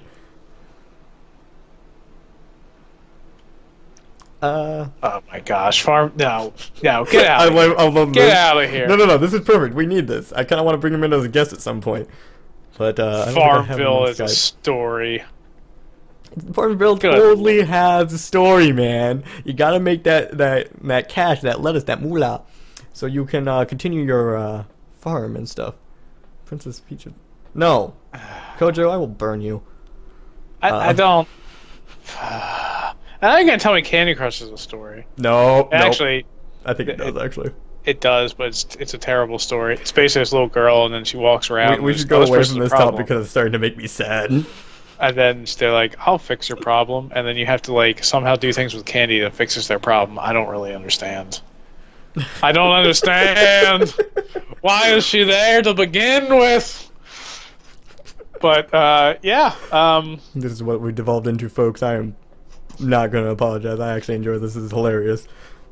All right. Well, I mean, if we want to get back on the MMO topic, we can talk about whatever we talk about MMOs stories. But I mean, that's not really doesn't really. I That's not have a topic. good idea, since this is somewhat relative to things we've played. Good and bad MMO releases. Things like Final Fantasy XIV had a really bad release when it first came out, before it did the whole reborn thing. And then Yeah, things like, I'm pretty sure WoW had a good release when it came out. So what do you think makes a good release or a bad release, or how do you think that we could get some of these bad releases? Because obviously we've seen a lot of games having bad releases with shit like Assassin's Creed, Unity, and was it 1960? No, it's like 1886. 80, yeah, that one, the one that's really short. Yeah. But what makes a game especially MMOs, like what makes them a good or bad release, and how can like game developers start making better releases since we're having such a problem with it? Actually, I think let's go, Dave. I think he has a good point. Most MMOs have a bad release, but it's a bad release generally in a good way. Meaning that a lot of times what a bad release is for an MMO is that they're not prepared for the influx of people. So it's almost like it's too popular. So or would you think maybe it's like the companies need to pay attention to how people are hyping up their game, or maybe they need to plan for a big release influx and then start taking servers down as time goes on rather than putting servers up? Or well, a lot of times, like, well, we'll go with like for World of Warcraft's Burning Crusade expansion. When it came out, it was their first expansion, so they weren't really sure how it was going to go. And all of the starting zones for the new races, because everyone wanted to try the new race, so you have to level up a new character, so it's all the starting zones, were incredibly overpopulated. And I remember when I started off my horrible blood elf, which no longer exists, thankfully, there's a quest in the starting zone where you had to kill a certain individual. So there was actually a line. People formed a line, and you had to wait your turn. He would spawn, get killed, loot him, next person's turn, spawn, and etc. And it was a lot of waiting, a lot of fighting, competing to get what you need, and it was just overpopulated. They weren't expecting that. So one thing I think that they could do for that sort of problem is spread the content out, which they've done better in newer ones. You know, have multiple places where people can go at the start. And they have also done like increased respawn time or decreased respawn times at the beginning to like really, so people weren't waiting around as much. So that's one thing you can do. But that's for an expansion. That's a little different. For a game release, make sure that you have content the whole way through. And this is where 14 fell out. 14, when you were leveling and you started the game, it was fantastic. You had all this stuff to do. But then you realize very quickly that when you're at level 15, you're doing the exact same stuff you did at level 1. And when you're at level 50, you're doing the exact same stuff you did at level 15, which is the exact same stuff you did at level 1. They had no content. So what we're getting is a mixture of no content or not preparing for content. And not preparing for content, this is something I never understand from MMOs. It's like nobody ever thinks about how popular new content is, whether it's a new race that's going to be made or a new event, because this happened in 11 a lot too. I don't know if you were around when the NPC Fellows first came out, but there was a fight that involved a specific point, and just like you were talking about with the WoW expansion, you had to like wait in between pops for it. So there was a long line going completely out of the zone. It was so long that someone would pop it and then kill it and then run out, and then you'd have to wait for the point to repop so you could pop the monster again. And so there were like 2-hour long waits to get this one fight done, because apparently they didn't understand that this would be a popular thing. It was a new thing. You should understand that people love new things. I mean, they come out obviously with thousands of people per server. A lot of people are going to go and do that one thing. So how can you not prepare for that? I don't understand how that works. And then obviously when it comes to the no content thing, I guess that is more of an underestimating of how quickly someone is going to get to an end game point, because gamers are a very special breed, I guess is what I want to say, in the fact that we will try our hardest to get as far as we can, as quickly as we can, and we're underestimated constantly because we'll have people who are done with everything day one and trying to move on to something new, and the fact is they haven't prepared for that. They have no idea what to make you do because they didn't think you'd get there within the first 24 hours. And that's not necessarily always the design's fault, though, because a lot of times with this industry, deadlines are very rushed. And so a lot of times, I think a lot of it is like you're putting a lot of money, especially in an MMO. I mean, it's a lot of upfront money. The longer it's in development, the more money you spent, and you're not getting any money in. So I think a lot of it also comes down to we need to get this out because we need to have people buy it and subscribe for it because we need to get some of the money back. And so I think that kind of maybe not what happened with 14 because it's from Square Enix. They have money to throw away on stupid stuff. But no, they don't. Some other games, like I think that is a lot of what happens, but which brings me to like I want when a game gets launched, and I'm not necessarily talking about MMOs. It needs to be done like for a non-MMO, because what the norm seems to be these days is they shit a game out and then they patch it. Like just because they can, they don't have to launch a fully finished game anymore. And I know still, again, a lot of it comes with deadlines and being pressured. We need to get this out, and et cetera, et cetera. But like that is a very frustrating thing: is to buy a game and then have it not like work right, and then you sit there and wait for patches and patches and patches. And that is just annoying. Yeah. That's my annoying sound, apparently. I'm dying. But actually, the one game that fits that bill of too much content they'll never get through is Xenoblade Chronicles. I actually never played the game. I haven't either, but I've watched Cold Rice play it, and he's like doing these quests, and he's like, "Yeah, I just like one-shot everything in the area now, but I'm not done with all the quests. Not even remotely close." That's a little crazy. That's Yeah. a little crazy. But I feel like that's a game that I need these days because everything feels too short to me. Oh, he has hundreds of hours. Yeah, that game is ridiculous. I That's kind of want to me. get that game, but at the same time, I don't because I'm afraid. Actually, this is a perfect chance for me to mention this. I don't usually put a whole lot of time into games because I either get through subquests really quickly or I don't see a point in doing like subquests. But Monster Hunter 4 Ultimate, the game that literally like just came out, and I just got it, I think it was last week I got it. I've already put 80 hours into it. I don't do that in games. So that shows you how much I enjoy this game. And I need that in more games, that kind of grindiness that somehow entrances me to play more. Yeah, I did that with Monster Hunter 3, actually. I put a lot of hours in that very quickly. Yeah. But, yeah, it's surprising how I always want more content, but then I realize part of my problem is I don't want to do the subquests that they offer me because some of them really don't feel like they fit in right. Like, oh, help this merchant because he didn't get the apples he needed or something. Like, well, this doesn't mean shit to me. Get this out of my face. I don't want Are you speaking about a fruit vendor right now? Yes. Fruit vendor! That's a wild joke. I have no idea what he's talking about, but I'm going to let him do it because it makes him happy. Yes. You attempt to send your ogre army at me, fruit vendor! Anyway, I think Borderlands 2 and Borderlands actually does a pretty good job with their side quests. They seem to fit in, but that's also just because Borderlands is just crazy in general. I need to play more Borderlands. I feel like that's another game we could play on a stream is Borderlands. Oh yeah, that's good. That's good times. I've been playing a little bit of it as a solo lately when I have nothing to do, just because I'm trying a class I haven't played before. But it is a game you can burn out on pretty quick, but Yeah. it's enjoyable. Yeah. It's definitely fun.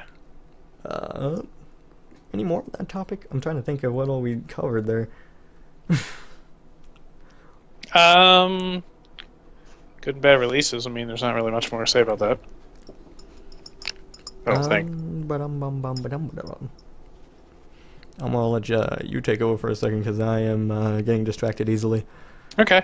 Well, unfortunately, I did not find a picture of Orkman. I could log into WoW while my subscription is still good to get you a picture of Orkman, but That'd be a lot of work. it would involve updating WoW because I currently have an active sub. I haven't played it in over a month, so it's in a couple days. It's gonna no longer be active. I think. Actually, I think it's because 12. Final Fantasy is a better game. I mean, what? No. No, I burned out on the grinding of the stuff for. I just got burned out on it, but I burnt myself out. Please note that not even a month ago he was trying very, very hard to get me to play. Was it less than a month? Was it? It was about a month and a half. Fair enough. Because it was while I was still jobless. Oh yeah, it wasn't that long. Well, I don't know. Say it's been over a month then, so we're good. Yeah, MMOs. What else can we talk about MMOs? I mean, do you prefer the end game or the mid game? I don't know. I don't know. It's a good one. The mid game. This is hard. Or the early game. I guess I tend to enjoy the overall. I like the early game because I like the experiences that come with like meeting the people and doing the quests. And if you're going in with friends, the journey up to endgame is something I've always enjoyed.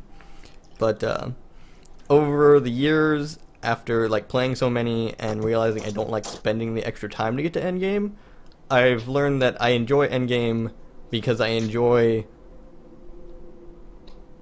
Okay, I can't say I'm an elite player. I don't play games on a extremely high level, but I enjoy being like one of the first people doing new content. I enjoy finding out new strategies, finding out how something works before anyone else has, or before I even have a chance to look at other people's like work on it. So I really enjoy the end game. I like doing it with friends. I like getting a group together and doing it, but the problem is I don't get to do that a lot because either I get stuck on the mid game because I realize everyone's either way behind me or way ahead of me. And I hit that wall and I feel like I'm not going to go any further and I get really burnt out.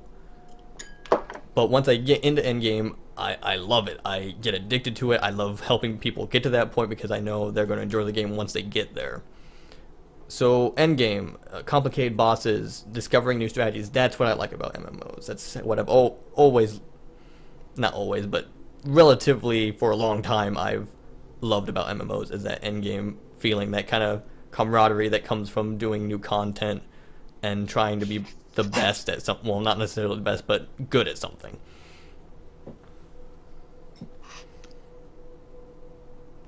Okay. One of the things I like the early levels, trying something new. And it's usually easy. Mid game I usually get a little but I like end game. But as Disco Dave pointed out, I think I'm saying Disco Dave right. Is this supposed to be Disco? Yeah, it's Disco Dave. It's Disco Dave. Hi, Disco Dave. As Disco Dave pointed out, Disco Dave, leader of the dance floor. It is about the people, because I think that's part of the reason I got burnt out with WoW. Like, one of my old WoW guildies from long, long ago was playing with me, and then like Colder Ice and some other people from Vent and stuff. And it was cool, but we didn't have enough people to raid. And like, if I'm doing like the raids, I don't want random people. That's not fun to me. Like, it's just whatever. We're killing the boss. It was easy. But when you do it with friends and you're learning and you're progressing with your guild and stuff, I enjoy that. That's fun. So if I had gotten more people, I'd probably still be playing it. But I really like that aspect, as long as it's not too serious. Like, back in the days of old, there's this really, like, one of the better guilds on the server. One of my friends moved to that guild. I actually had a spot. He's like, hey, you know what? They'll take you in the guild if you want. And it was like, really like good guild. But I was like, here's the thing. I don't want to have to log in every Thursday at 5:45 p.m. to do a raid. I just don't. I don't have to log in every Monday at 5:45 p.m. to do a raid because that's the schedule. No, it's like, no. I don't want to have a second job. Yeah, I like the idea of doing that content and doing it semi-regularly, but I don't like the idea of making it into a job. Right. And so I was like, that's cool and all, and I would enjoy, like, getting in there raiding, and they took it really seriously, you had to, but I was like, I don't want to have a second job. And so I'm kind of that weird stage where, like, I want to do that stuff, but I don't want to do it like that. So it's kind of tough to do it. Yeah. But that's kind of the problem. I guess that's my biggest problem with MMOs now, trying to get into them, is I want that feeling back of doing it with people I know and not having such a hard schedule. Because I did that at one point. It was fun, but at the same time I like just jumping into something with friends and being like, hey, let's do this and have fun because we're friends and we just kind of want to try it out and fuck around. And that's kind of why I enjoy recording stuff now and just doing things like playing League right off the bat, because we're just jumping into something. We're having fun. We have no idea what the hell we're doing half the time, and we're laughing about it. I mean, I can get drunk and play League, and that's my thing for the night. That's fun. That's exciting. It's invigorating. It's, I don't know. But it's something I definitely want in another MMO. I want to find an MMO that I can or even any game that I can just do that with. That I can just get a group of people, whether it's just like 3 or 4, like 6, 18, whatever, and just go out and do the harder content and the newer stuff and enjoy myself. That brings me up. This is a transition. If you, for you, it's 11. For me, WoW. If you could forget everything you know about your favorite MMO and start over again, would you do that? Would you like to do that? In the state it is currently? Yes. Actually, yeah, I guess, yeah, it would have to be. Yes and no. Yes, because I do miss having that noodle life experience, and part of my joy for 11 was playing the storylines, playing the games, and having a group that I did it with. One of my most memorable experiences was doing Chains of Promathia, the second expansion pack, doing that entire storyline with a static group. I had 6 friends we did it with, and we finished it together, and that was before they changed how it worked and the caps and whatnot. I would love to enjoy that again, but as much as I enjoyed that, the state of the game now, I don't feel like it's good for new players, because once you get to the end game, if you don't already have end game content done, it feels really difficult to get into it, because it's so, like, the job setups, the strategies, the equipment required is so cut and dry now that you're not going to be accepted unless you're up to their standards, which are usually pretty high. And so, yes, I want to do it again, but it wouldn't be the same experience. It wouldn't feel right to me to do it again. Even if I had forgotten anything, I probably would not be able to get into it, especially with the changes to how you level up and how you gain levels, because it used to be a group thing, now it's more of a solo thing, and that's never been something I enjoyed doing. I don't like soloing my levels, because I feel there's more camaraderie when you go as a group and you slowly build your strength. It's funny you mentioned Cop, because I actually just did the airship fight for Cloudberry the other day. It was great because I killed Omega with headbutt at the end. Stole the kill. Jackpot. Headbutt for life.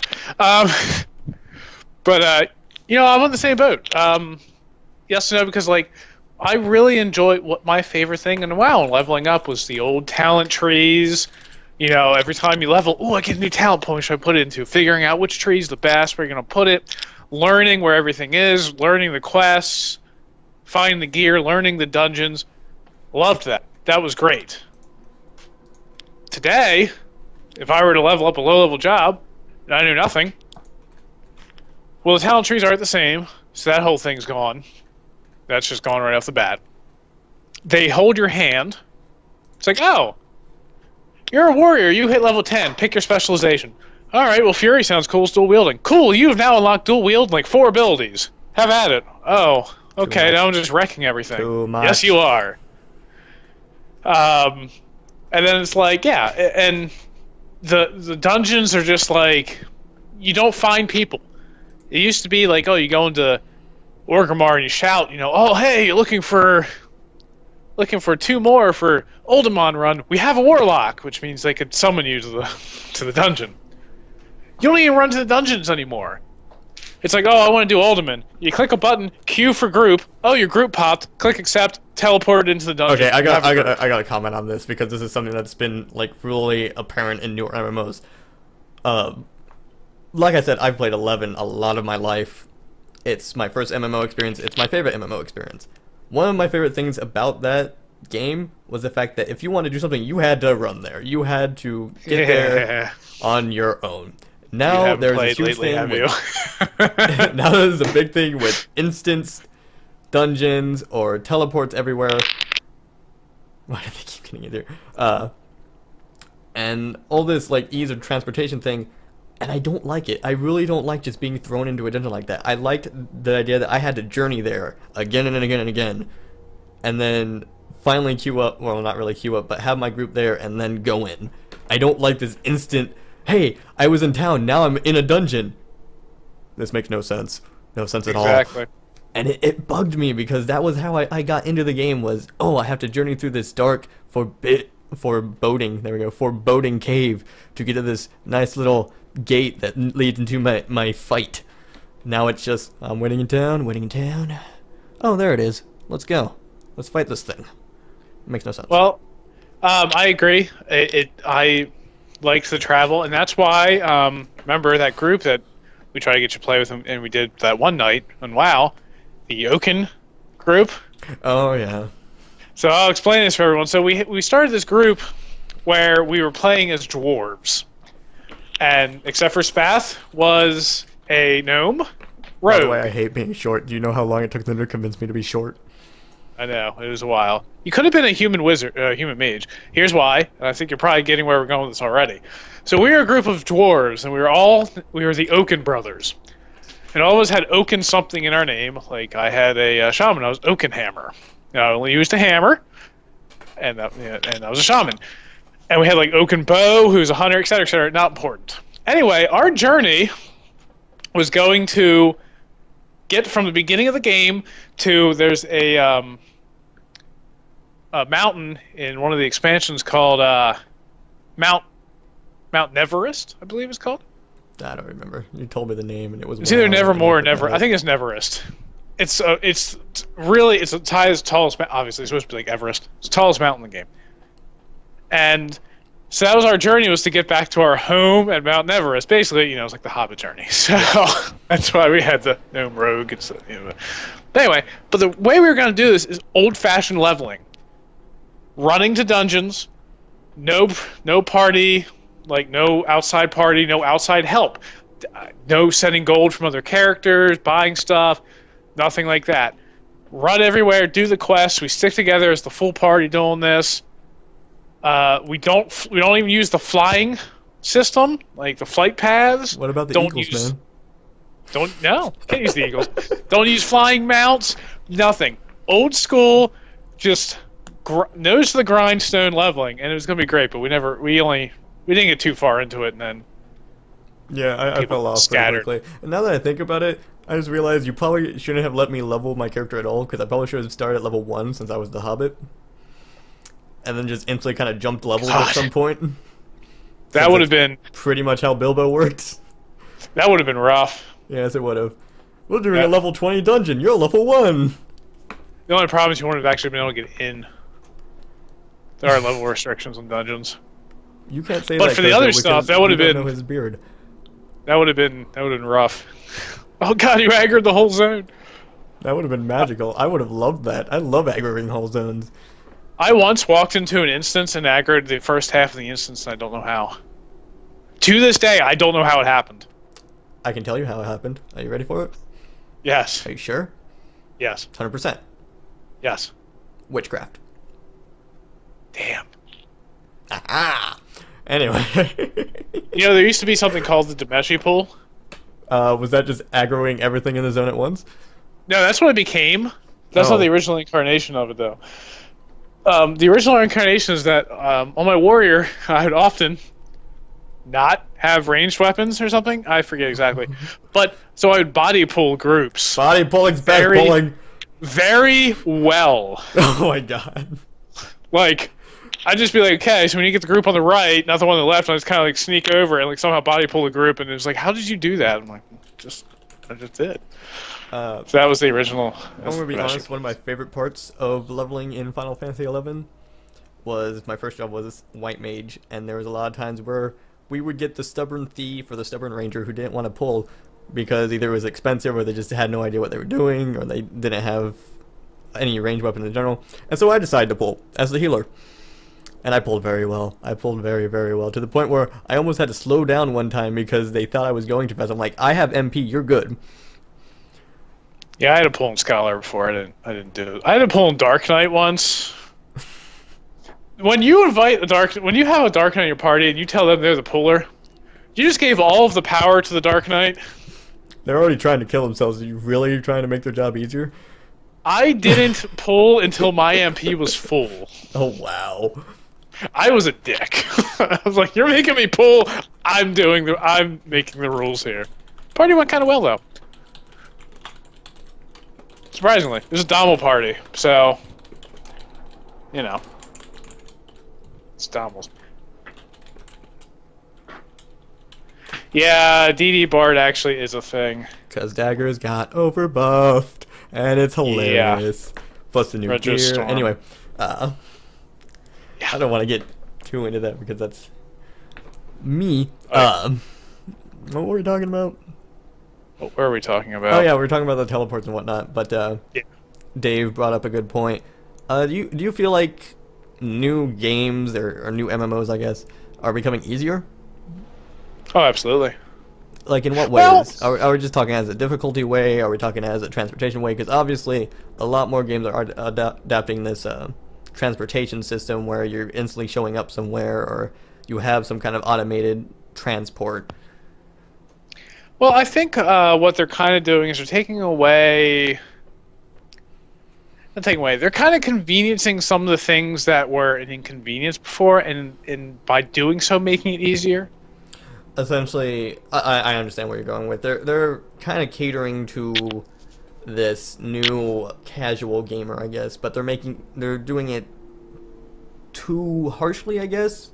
They're thinking that the casual gamer literally has no time to play, which means they're trying to eliminate what used to be called tedious, so traveling and learning like territories and whatnot. They're taking that out because they think, oh, it's too tedious, it's too time-consuming, the casual player won't want to play this. And in a way, it's good for the casual player, in a way it's bad, because I still see casual players who come in and say, well, this is too easy. Yes, I want to be able to jump in, but I want some form of challenge. I think it's that, and what they're kind of doing is I think that they're taking out some of the immersion of the game and then just saying, well, but you don't need immersion because combat, have some more combat. Jump rope. And it's like, it's like, well, I don't. It's like, you know, I do want to do other things and just sit here and kill this dragon 40 times over. But the dragon loves you. Dragon is love. Dragon is life. So I mean, like, I think, and it depends. I haven't played. I played a little bit of 14, but not enough to really make a full opinion on it. It was pretty fun, but I don't even know why I stopped playing. I just kind of did. But like, it's difficult for, like, with WoW, for instance. WoW and 11 are both really old. They're both like over 10 years old. So the problem is that, like, well, you have all these players who've been playing a long time, or playing off and on, or played long ago and getting back into it. They don't really necessarily want to, okay, well, I want to level a mage now, but they don't really care about leveling 1 to 100, or 199 for 11. Like, been there, done that. Leveling isn't something new. They've done it 4, 5, 6, 7, 8, 9 times, you know? So, on one hand, it's like, oh yeah, you should speed it up for those players, but then the people getting into it are left behind. So it's kind of like, they have to balance it. Like, what is more important, their existing player base or the player base they might gain? And for a lot of these older games, it's the existing player base. That's what keeps them. So, I think a lot of it is just geared towards that aspect. Keeping the players, because when you've played 11 for 8 years, you don't really care about the telecrystals anymore, or like going and getting, you know what I mean? Like, yeah, you're not there for the 10-hour run time. You've done it. You've put in your time. So essentially, what we're saying is they're trying too hard to gear it towards players as if they played the game forever, rather than trying to gear it as these are new players that want to actually immerse themselves in the game for a little while before they get into that kind of lazy mode, I guess. Yeah. Yeah, and like I said, that's just for the older games I've played. I don't know about, like, the newer games. They're easy. That's just careless. Careless. That's just sad. But also, I think it's, you know, some people like, you know, the casual gamers. Casual gamers pay. It's a higher number base than the hardcore gamers. The gaming market's changed. I think that's the biggest thing to take away from this. It used to be gamers were very finite. I don't feel like I'm saying that right. But gaming used to not be acceptable in society. So and now it's become like super widely acceptable to the point where even the jocks that used to condemn it are now playing it because I don't even know how to explain that really. I mean, it just The newest version of Madden, man. Oh God, Madden. But it became more acceptable, and so the player base grew and evolved. But the problem is now you have the split player base where you have the super casuals who are the newer ones coming in. They want to do things like play Madden or play a quick match of, say, Call of Duty, because those matches only last like 10 minutes at max. But then you have the hardcore gamers who want to play at least 30 minutes to like an hour, if not way more, because they have the free time, because that's what they understand gaming as. It's not just a quick in and out. It's okay, I'm going to kind of devote specific time for this, rather than, oh, I have to be at like a meeting in an hour, I just want a quick game and then I'm going to go. But, yes. Yeah. Yeah, so I think it's just, a lot of it is, you're right, it's just that the target audience and the community as a whole has changed, and you find a lot more people who are like, oh yeah, I'm a gamer, and then they play like, they're more casual about it, which is fine. That's absolutely, there's nothing wrong with being a casual gamer or a hardcore gamer. It's whatever, that's your preference, that's cool. But then it's a lot larger market, and thusly the people who want that really niche hardcore games aren't going to win out on it, because they're not the ones. Yeah, exactly. They're not the ones paying the money in the MMO scale. The 10,000 hardcore gamers compared to the 120,000 casual gamers. Well, guess who's going to win? Yeah. Not the hardcore ones. In fact, this is my favorite comment now, and I'm going to save this as a quote for later down the line in my life. MMOs are not a one-night stand. It's a long-term relationship, or at least that's how they should be. Very true. Yeah, we are apparently MMO hipsters. I mean, we already decided in like the first episode that Meshi's a hipster, so. Well, or in my case, MMOs are not a one-night stand. It's a very complicated crack cocaine addiction. Yep, off and on type of thing. Oh yeah, I've been clean for 2 minutes. Wow, you got further than I did. I lasted like 2 seconds. Logged out, logged right back in. Oh, I've done that. A lot of times, sometimes I'll log in and be like, or like open the game like before logging and go, wait, do I really want to do this right now? No. Yes. Close it. Log right back in. You log right back in. Yeah, right back in. Oh, yeah, it's MMOs or something. But it's interesting. Like, when I was a kid, like, who would have ever thought that one, I'd pay monthly for a game, and two, play the same game for years and have it still be changing, and when I was a kid, heck no. There was Mario, there's Tetris, there's Dr. Mario, which is basically Tetris. Not really. Legend of Zelda, stuff like that.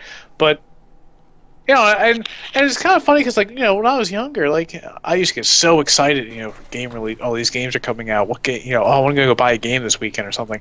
I don't even consider that ever, because online games have just become, MMOs and League, MOBAs, and stuff like that. It just becomes just so natural that I don't ever go looking at new games. I don't really get excited for new releases. Yeah, if anything, the way like older gamers act now, it's less of I'm looking forward to this game, and it's more of, hey, I'm at the game store. What do they have? Oh, this looks cool. I'll just take this and take that. Okay, we're good. But I'm always like skeptical of getting like a $60 game these days, because so many games that come out with just aren't. I don't feel like they're that good anymore. A lot of them. Yeah, I'll admit, I feel like I've been severely disappointed in games. I feel like companies are trying too hard to churn out games on a constant basis rather than trying to put extra work into the games.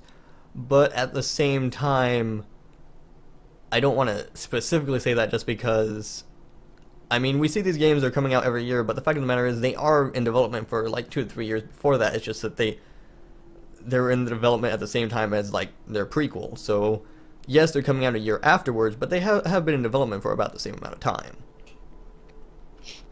I'll tell you, if the game is like 8-bit graphics, not 8-bit, but like, like old school graphics, more likely going to be a good game than newer graphics.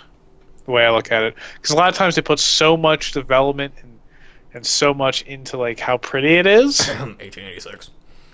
Yes, and how pretty it is that there's no content there. That's why you get like, and I think that's why there's been a big resurgence of old school graphic style games for the very reason of, well, they're not spending time in the graphics. It doesn't look pretty. Everyone knows it doesn't look pretty, so it's not going to sell unless it's actually good. I feel like the reason this happened is because, like movie studios or movie makers in general have started kind of deciding to go into games making an interactive story rather than just being stuck as the normal movies we have now. So and sometimes that's done well. Like, I don't know if anyone's ever played like Beyond Two Souls. That was a great example of this, where it was essentially a movie with some interactive like choices, but then you have problems like 1886 where it looked like it was a game that was meant to be played, but then it turns out it really was more of just a movie, and that's not something we want. What we want, if you're going to go into that interactive movie thing, you kind of have to be straight out with your idea on that, rather than kind of hiding it behind a shooter gameplay or something like that. Because it is an interesting concept, but you have to realize we're gamers. We do want games. If you want to give us a movie, or give us an interactive story or whatever, but don't try and hide it behind actual gameplay, and then basically when it comes out, show us that all you really cared about was making a pretty game with a semi-okay story. Honestly, with the 1886 thing, I would rather pay $10 to watch that in a movie format than to actually play the game. Which is why things like Let's Plays have become really popular now on YouTube and Twitch, because some people just don't know if they want to pay that full amount for a game, or if they want to pay anything for it, but they still kind of want to know what's going on in the game because it looked pretty or it looked cool. You don't play that, you watch that. But yeah. Yeah. Well, we've been going on 2 hours. I think we should wrap this up here shortly. But I didn't bring any condoms. Oh, well, I don't even know what to say to that. That's a win. That's a Spath win. I need a little Yeah. camera in the corner. But Yeah, that's, we've been going 2 hours. I did say we'd go a little longer this time, so I'm kind of proud that we got this far so easily and quickly. And it seems absolutely. we had interesting discussion. I ran out of water, so my mouth's getting dry. I'm sorry. Yeah, we didn't go too off topic, and I haven't eaten dinner yet. So yeah, let's do this. We'll wrap it up for tonight. Thank you guys for coming out. We really appreciate it, even if we're not super popular or super interesting to listen to. I do like seeing that people are actually watching us or listening to us, even if it's just in the background or something. We'll try. Even if we're not really that funny. We're totally funny. Shut up. Hilarious. Haha. Anyway, we will hopefully try and do this the same time next week. If that changes at all, I will get that out there. Otherwise, Meshi, do you have anything else you want to say? Yeah, let's see here. I would love to say a few things. Banana. That's Pepperoni. Snuffleupagus. Snowmageddon. Tron. my co-host, folks. Oh, did you want to actually, like, actual sentence structure? I mean, if you can make those words into a sentence, that'd be magical. Okay. I'm not even going to try, because I don't even remember what half the words I said were. Anyway. But yes, I do want to just, also thank everyone for listening to our ramblings of two people who pretend that they know what they're talking about, but let's be honest, we're just making this up on the fly. I try and be productive. I drink coffee. That's good enough. I shoveled some snow, so does that count? Productive I am. No, I didn't go to work because it snowed too much. Wait, you didn't even go to work? No, I got a text at 7:30 this morning. Don't bother coming in. It's too much snow and it's still snowing. So. I could have been talking to you all day, and we could have actually had like something even more planned out. Anyway. Yeah, but then I went to shovel snow, and I thought I had enough time that my neighbor talked to me, but we already discussed this. So. We we have no idea what our topic will be next week. If you have any suggestions, feel free to PM me on here, on any other social media website you know me on. I'm always open to topics. Meshi is too, if you want to message him. His channel I will actually put in the description. We also have a YouTube channel where all these videos are going up if you ever want to watch the older ones or whatnot. Otherwise, I think that's it. I think we'll call it a night. So Yep. So just, yeah, if you have any suggestions or anything, and don't forget to spread the word. And also, we had mentioned last time, I don't know if you remember this, or we don't think we mentioned this, about us possibly streaming games or, you know, commenting on games, stuff like that. So we haven't really done that much. I do stream every once in a while, but that has nothing to do with anything. If you're ever bored and want to watch, sometimes I'll stream stuff, and Spath does as well. So feel free to listen to our individual things as well as our group effort. But I think I'll try to stream more. I did stream Oregon Trail the other day, so if you missed that, that was you can have a little bit of my sick raspy voice in there. Oh yeah, that's so sexy. Yeah, that was an interesting night. But yeah, so just, you know, keep an eye out, and we'll of course make announcements and stuff. We're gonna do this again. But thank you very much for listening to us ramble like I'm doing right now. Are we good now? Are we 100%? Should we say our goodbyes? Would you like to be first? Sure. Goodbye, good night, fare thee well, Godspeed, and have a wonderful journey until next we meet. Have a good night, everybody. This is the Spath Meshi podcast. Thanks for coming out. Night. And